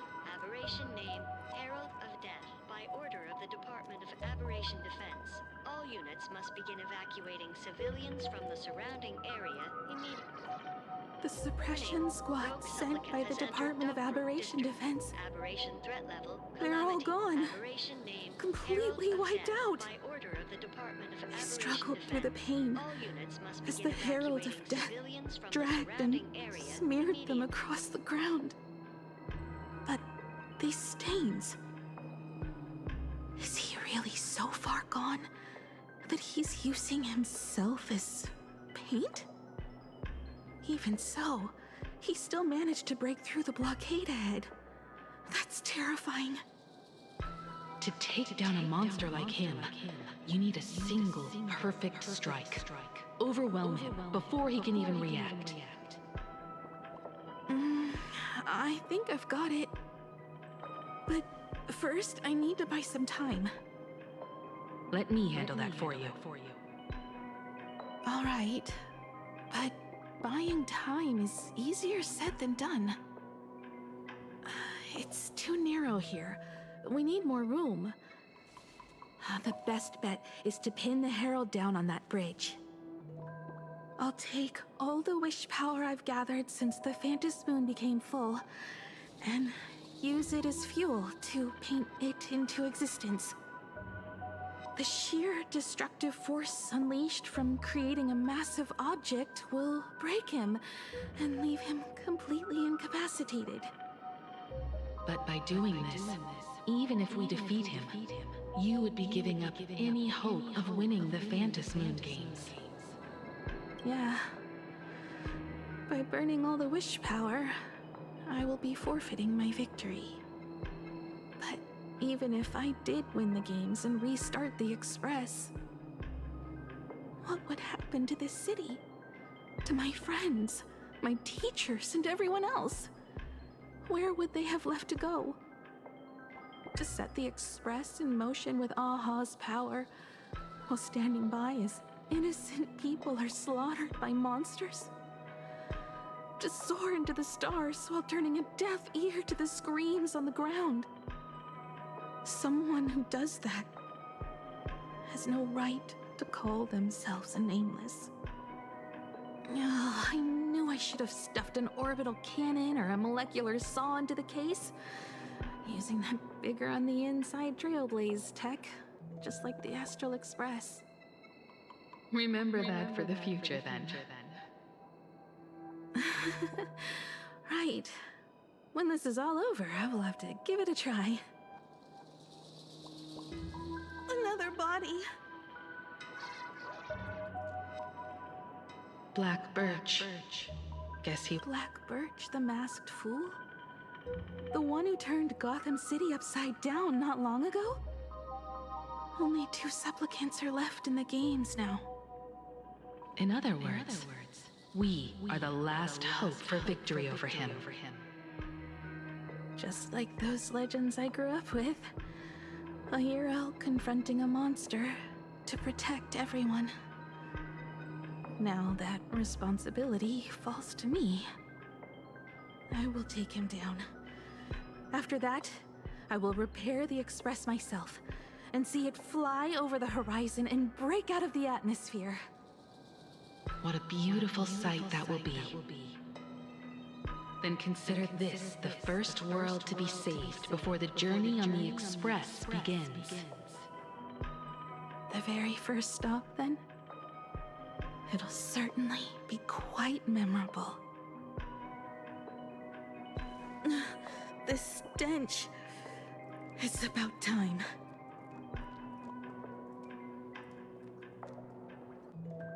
So exquisite!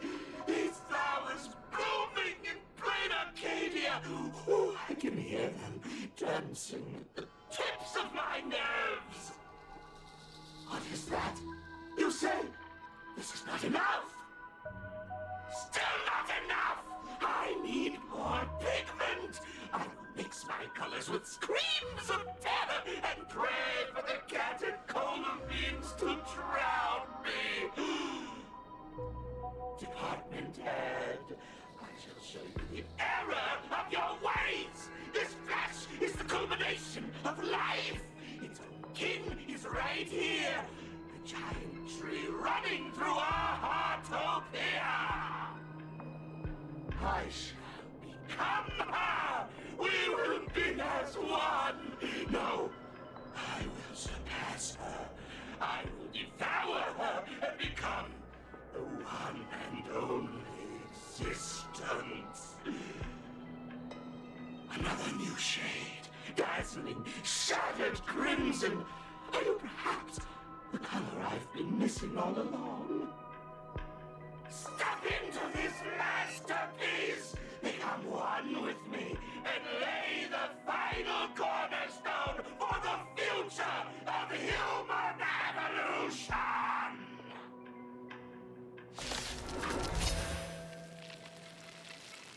Stop right there.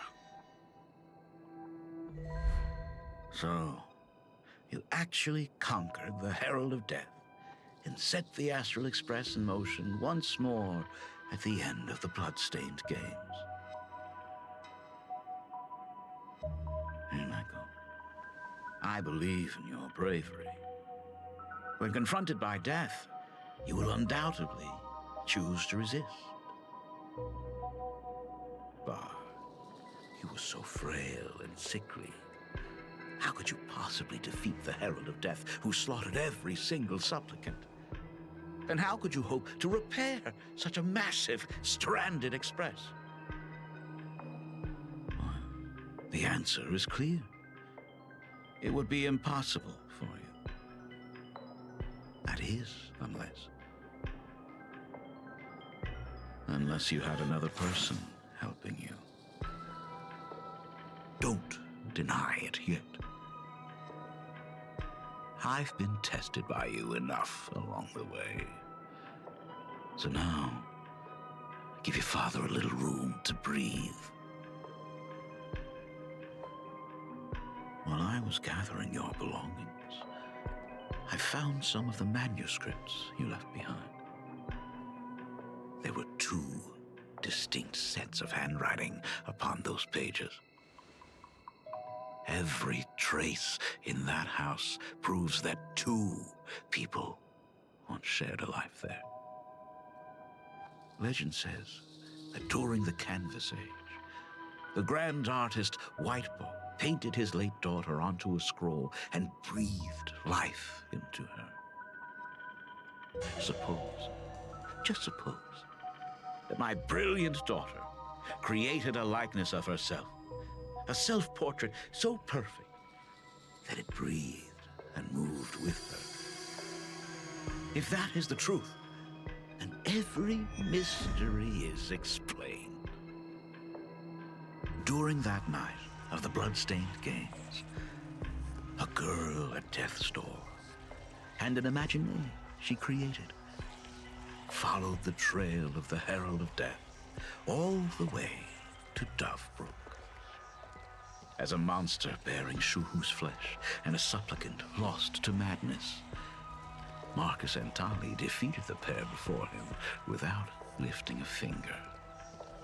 Driven by pure instinct, he slowly closed in on them. He intended to use their very lives as pigment to paint a new bloody bloom. Little did he know that he was walking straight into a trap of their design. The moment he drew near, a massive iron fist was imaginated from the sky above. It crashed down and crushed him to dust. It was the night of July 22nd, 1984, of the Arcadian calendar. A colossal shockwave radiating from Dovebrook District shook the earth. As the dust settled, a strange urban legend found its way into every corner of the world. Over 10,000 sightings reported a giant arm descending from the sky that evening. In the hours that followed, the Department of Aberration Defense confirmed that the Herald of Death was completely incapacitated. Theories were endless. Was it a divine act by Aha?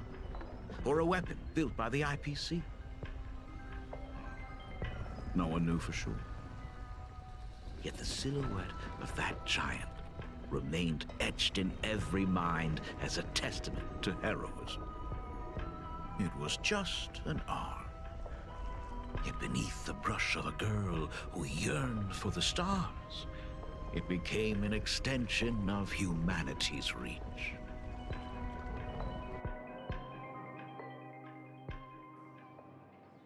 The girl achieved her dream, and the stars set sail once more. Truly a most romantic fairy tale. And now, unfortunately, I have to destroy this fairy tale myself. You don't believe me? I have no idea who you truly are. But that little girl who longed for trailblazing, my frail and sickly daughter. From the very beginning, Himeko never left Planarcadia. That is not something you should joke about. You know better than I do whether I'm joking or not. By the way, things outside aren't looking good. The Arcadia is drowning in problems. Is it really wise to stay here instead of helping the younger crew members? Those kids are all grown up now. They can handle their mission.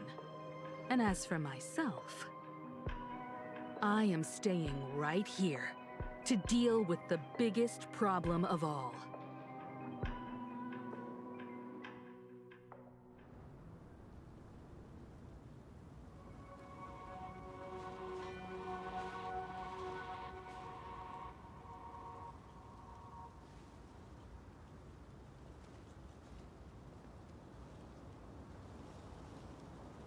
Are you intending to stay here until the outcome is revealed? It might take forever for him to return. Or he might never come back at all. Or maybe, if I just complain and say, I wish Blade were here, he'll just show up.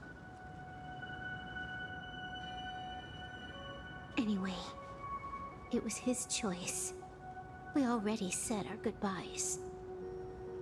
Thank you for staying with him until the very end. Now, it is time to deal with your matters. Gray-haired boy, you seek me out with her token in hand. What is it that you desire?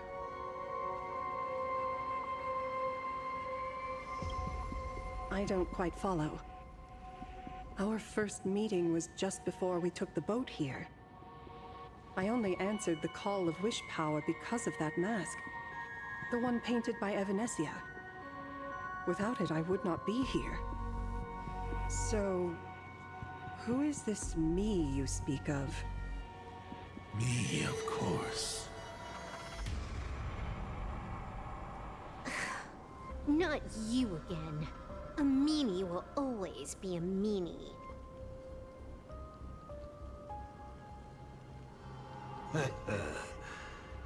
Misfortune and I share one thing in common. We both enjoy dropping in uninvited. A reunion after 1,000 years. Graphia, it has been a long time. Asat Pramad.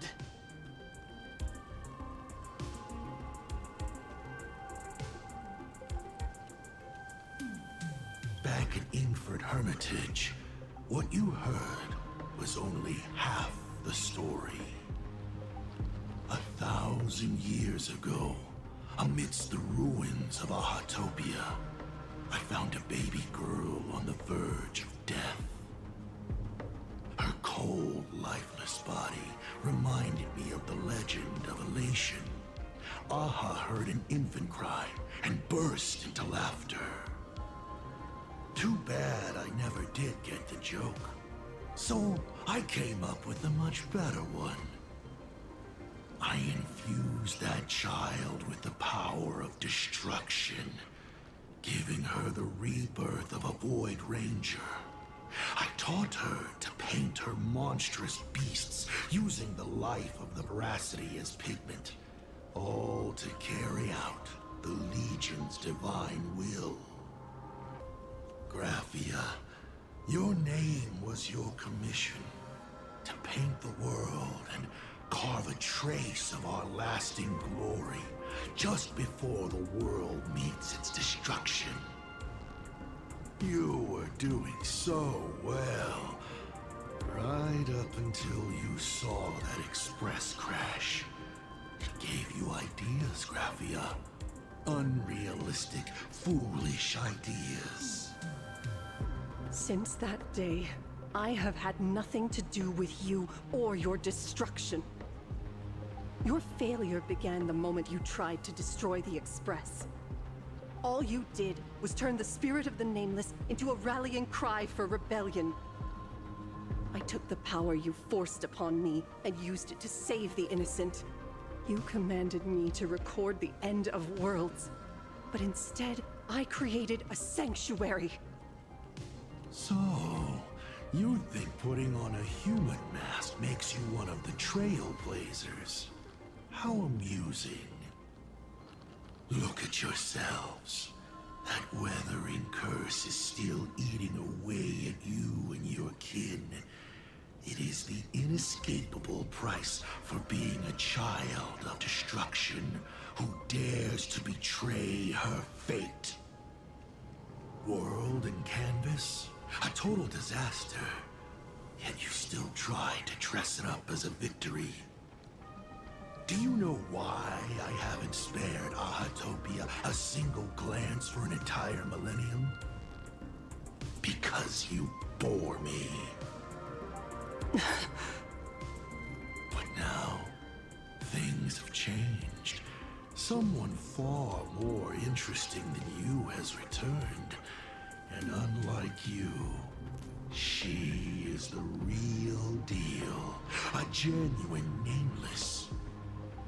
That is why I have returned. Simply to tell you all this. Himiko? I've had my fill of this drama. Now, I'm dying to see how your face handles my fist. For 1,000 years, I have painted them over and over again. Every innocent life you extinguished during the Sind-Earth Age. Tell me, Asat Pramad, are you prepared to face their fury? I have more important things to do than linger here. But this little parting gift of yours?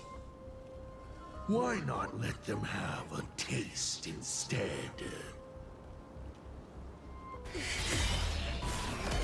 Come forth. Demonstrate your defiance.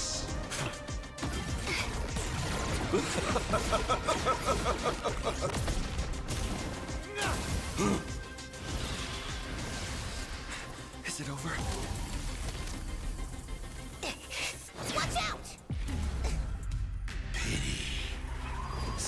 clean strike.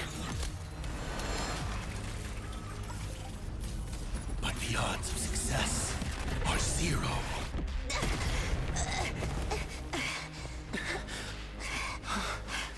The restraint check failed? A 1 in 10,000 chance. The moment I cast the dice, the outcome is fixed. Remove the mask, protagonist. It doesn't suit you. As for you, your end is decided. Farewell. Sorry.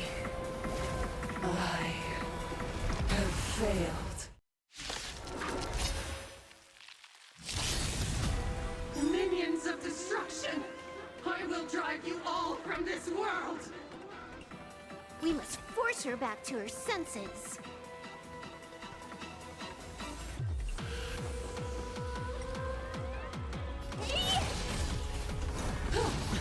Turn, vengeful spirits! Do we have to go full force? Of course not. That is exactly what that Mimi wants. The dice have bust. Or maybe I'll take it off. I can endure more! Watch your head. Curiosity. Endless riddle. Nothing but a boy. Delivering warmth! I don't have time for games. Open sesame. Watch it crumble. Devour offspring! Fight for me! No dirty tricks. Oh. What are you looking at? Do you know this big diamond? It's all yours!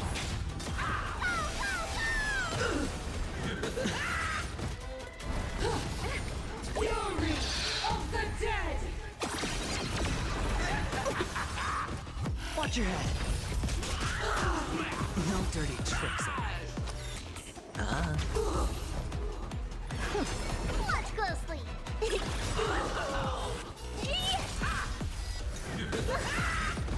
Is it coming? Are you the West Wind? Away we go! Let greed devour all!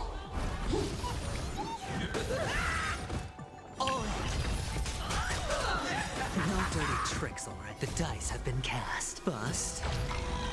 Or maybe I'll take it off. Watch your head. It's no curiosity. Endless riddle. Nothing but a boy.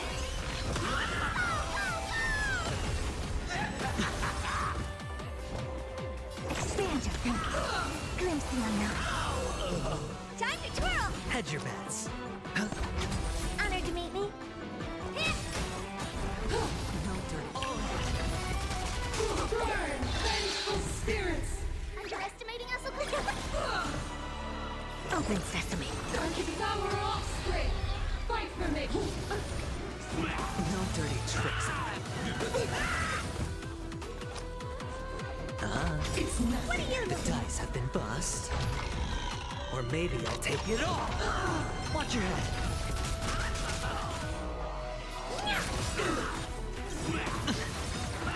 Do you know who I am? This big diamond!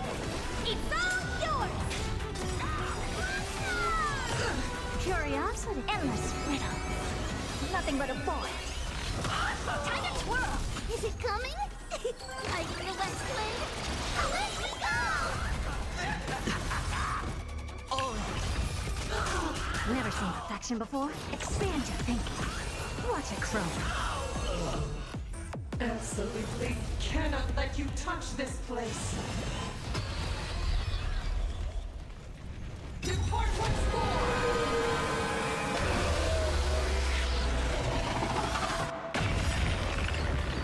We need to finish this fast and catch up to Asat Pramod. Looks like I have to use level 999 one more time. No need for that. If a sword is needed, let it be mine.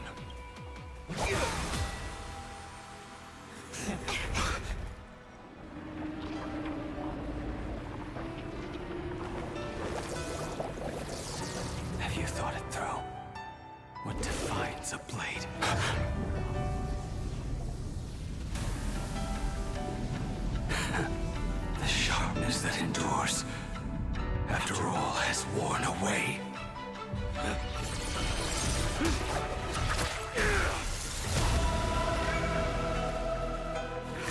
I shall take veracity as my forge, and abundance as my iron.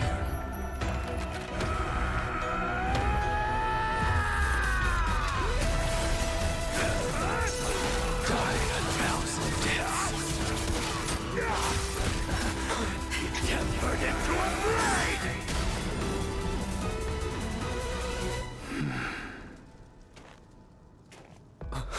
What? Not even a welcome back? Underestimating us will cost you! You will serve as the tempering fire! No way! Blade! You answered my prayers! 1 in 10 chance of survival. I choose to survive.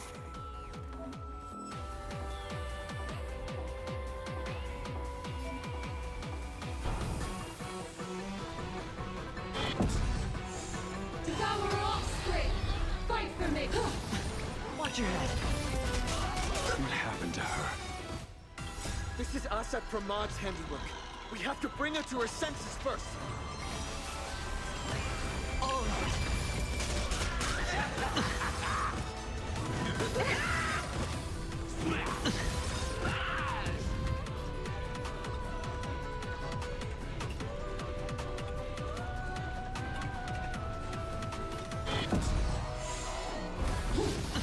Watch your head. Let blood be haste! Watch closely! Document to report! It's coming! Tiger the West Wind! Away we go! What are you looking at? Curiosity? Endless riddle. Nothing but a void. Time to twirl! I don't have time to Doing more! Open sesame. Glimpse the unknown. You will serve as the tempering fire! Time to twirl! Let greed devour all! No dirty tricks, alright. The dice have been bust. Or maybe I'll take it all. Watch your head. Doing more!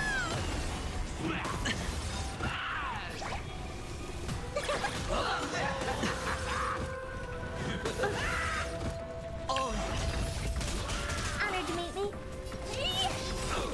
Do you know who I... This big diamond! It's all yours! It's not express! Once more! Expand your thinking. Curiosity. Endless riddle. Nothing but a void. Doing more! Open sesame. Watch it crumble. Devour offspring! Fight for me! Watch your head.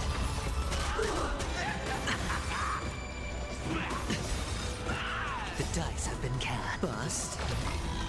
Or maybe I'll take it all. Doing more! What are you looking at? You will serve as the tempering fire! Absolutely cannot let you touch...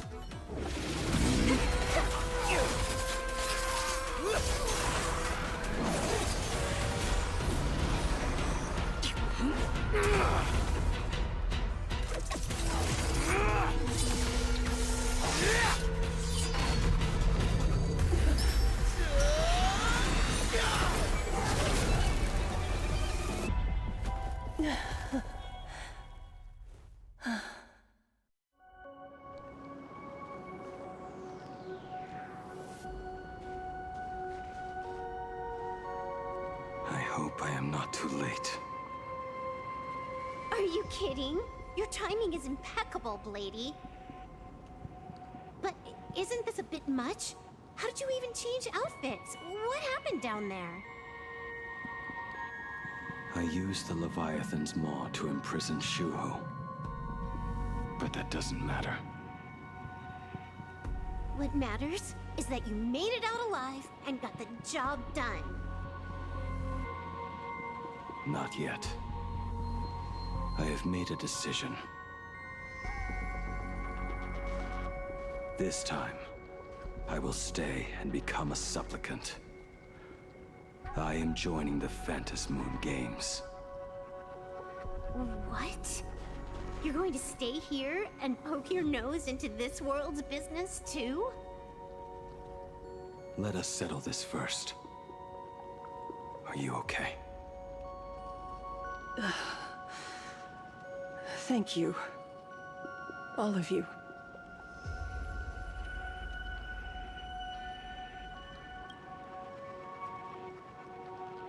I will do everything I can to help you. As long as the canvas remains, Asat Pramod cannot kill me. You have fulfilled what Evanescia entrusted to you. It was all me.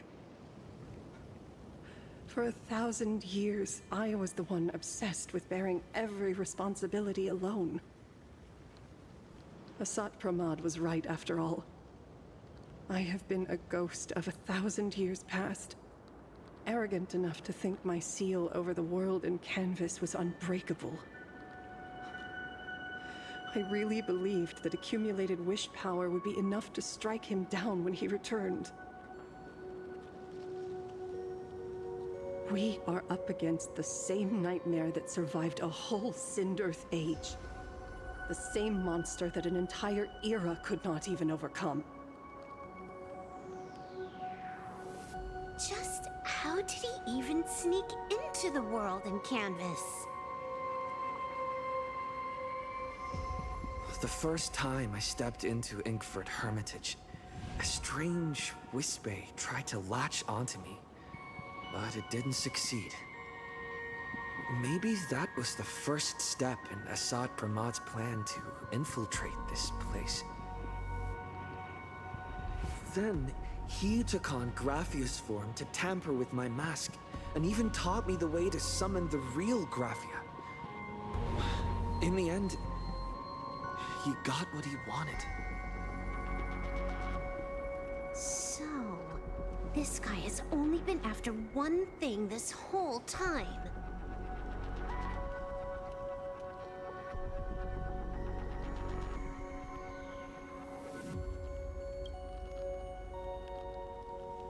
And to awaken the husk of the veracity, we need to leave this place as soon as possible.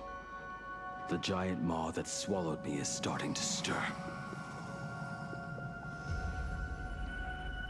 But he mentioned he had something more important to do. What is that even supposed to mean? He has so much on his plate, no way he can split himself into pieces and handle everything at once, right? 1,000 years ago, the Demon Lord from beyond invaded Ahatopia. The power he unleashed was beyond all comprehension. He could appear in places thousands of miles apart at the exact same time, as if he possessed countless incarnations. What? He said he was meeting a genuine nameless. Himiko! She's in trouble!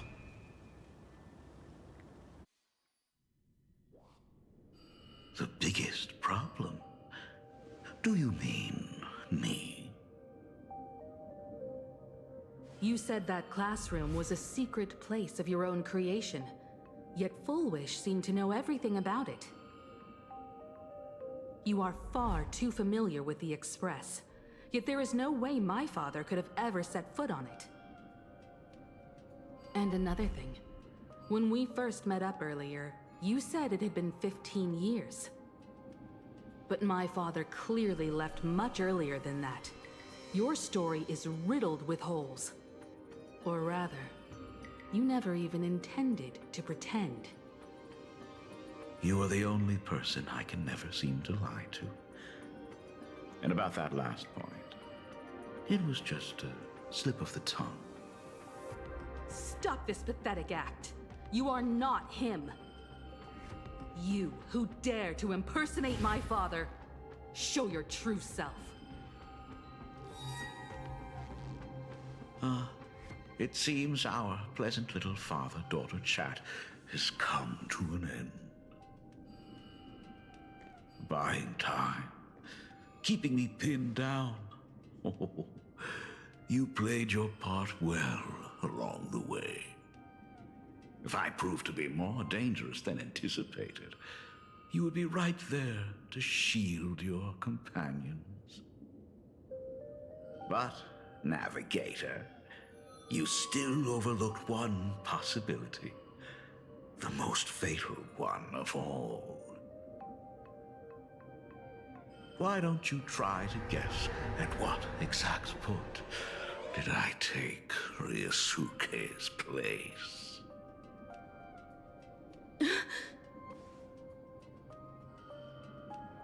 It happened on the day that man, in his desperate search for the source of the Weathering Curse to save his family, was destroyed by me.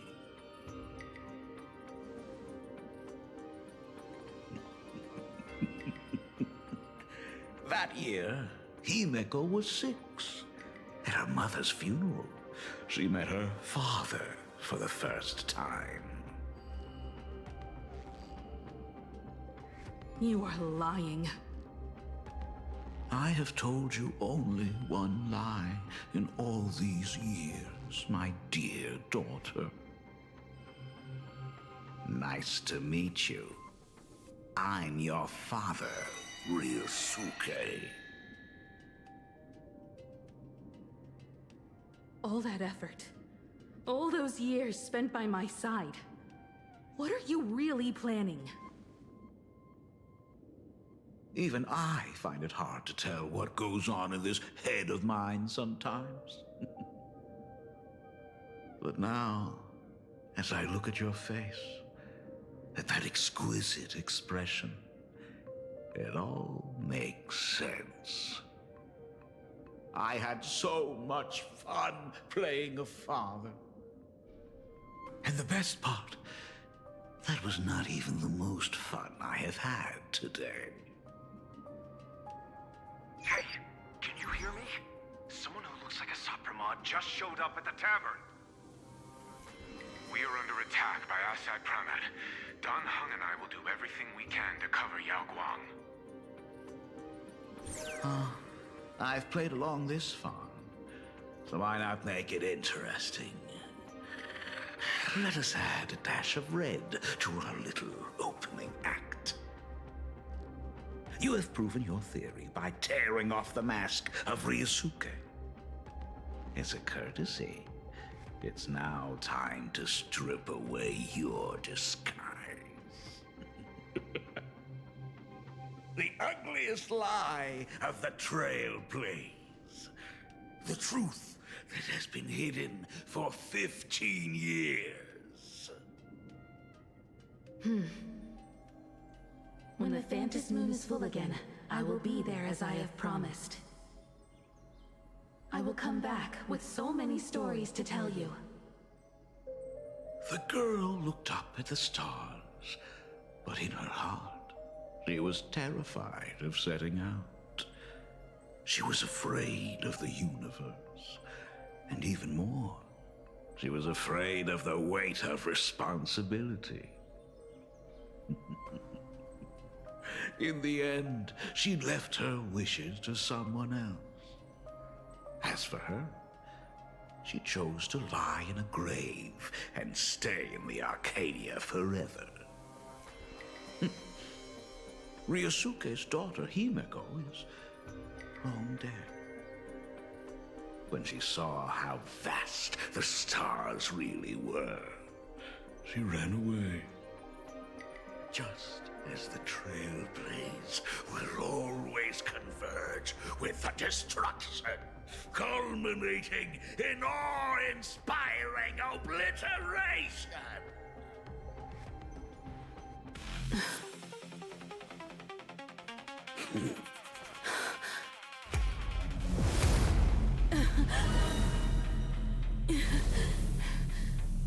So, you really are a fake. Right back at you.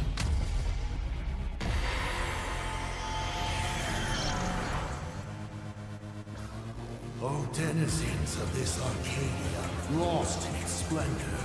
Once I beheld the Astral Express rise again towards the stars here. Since then, you have known 15 long years of unbroken peace.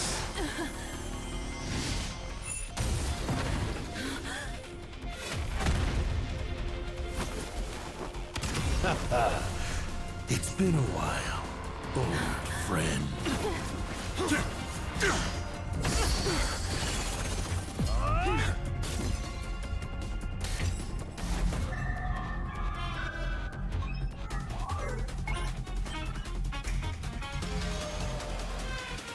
For 15 years it was I, Hassan Khan, who delivered every promise of beauty to this Arcadia in advance.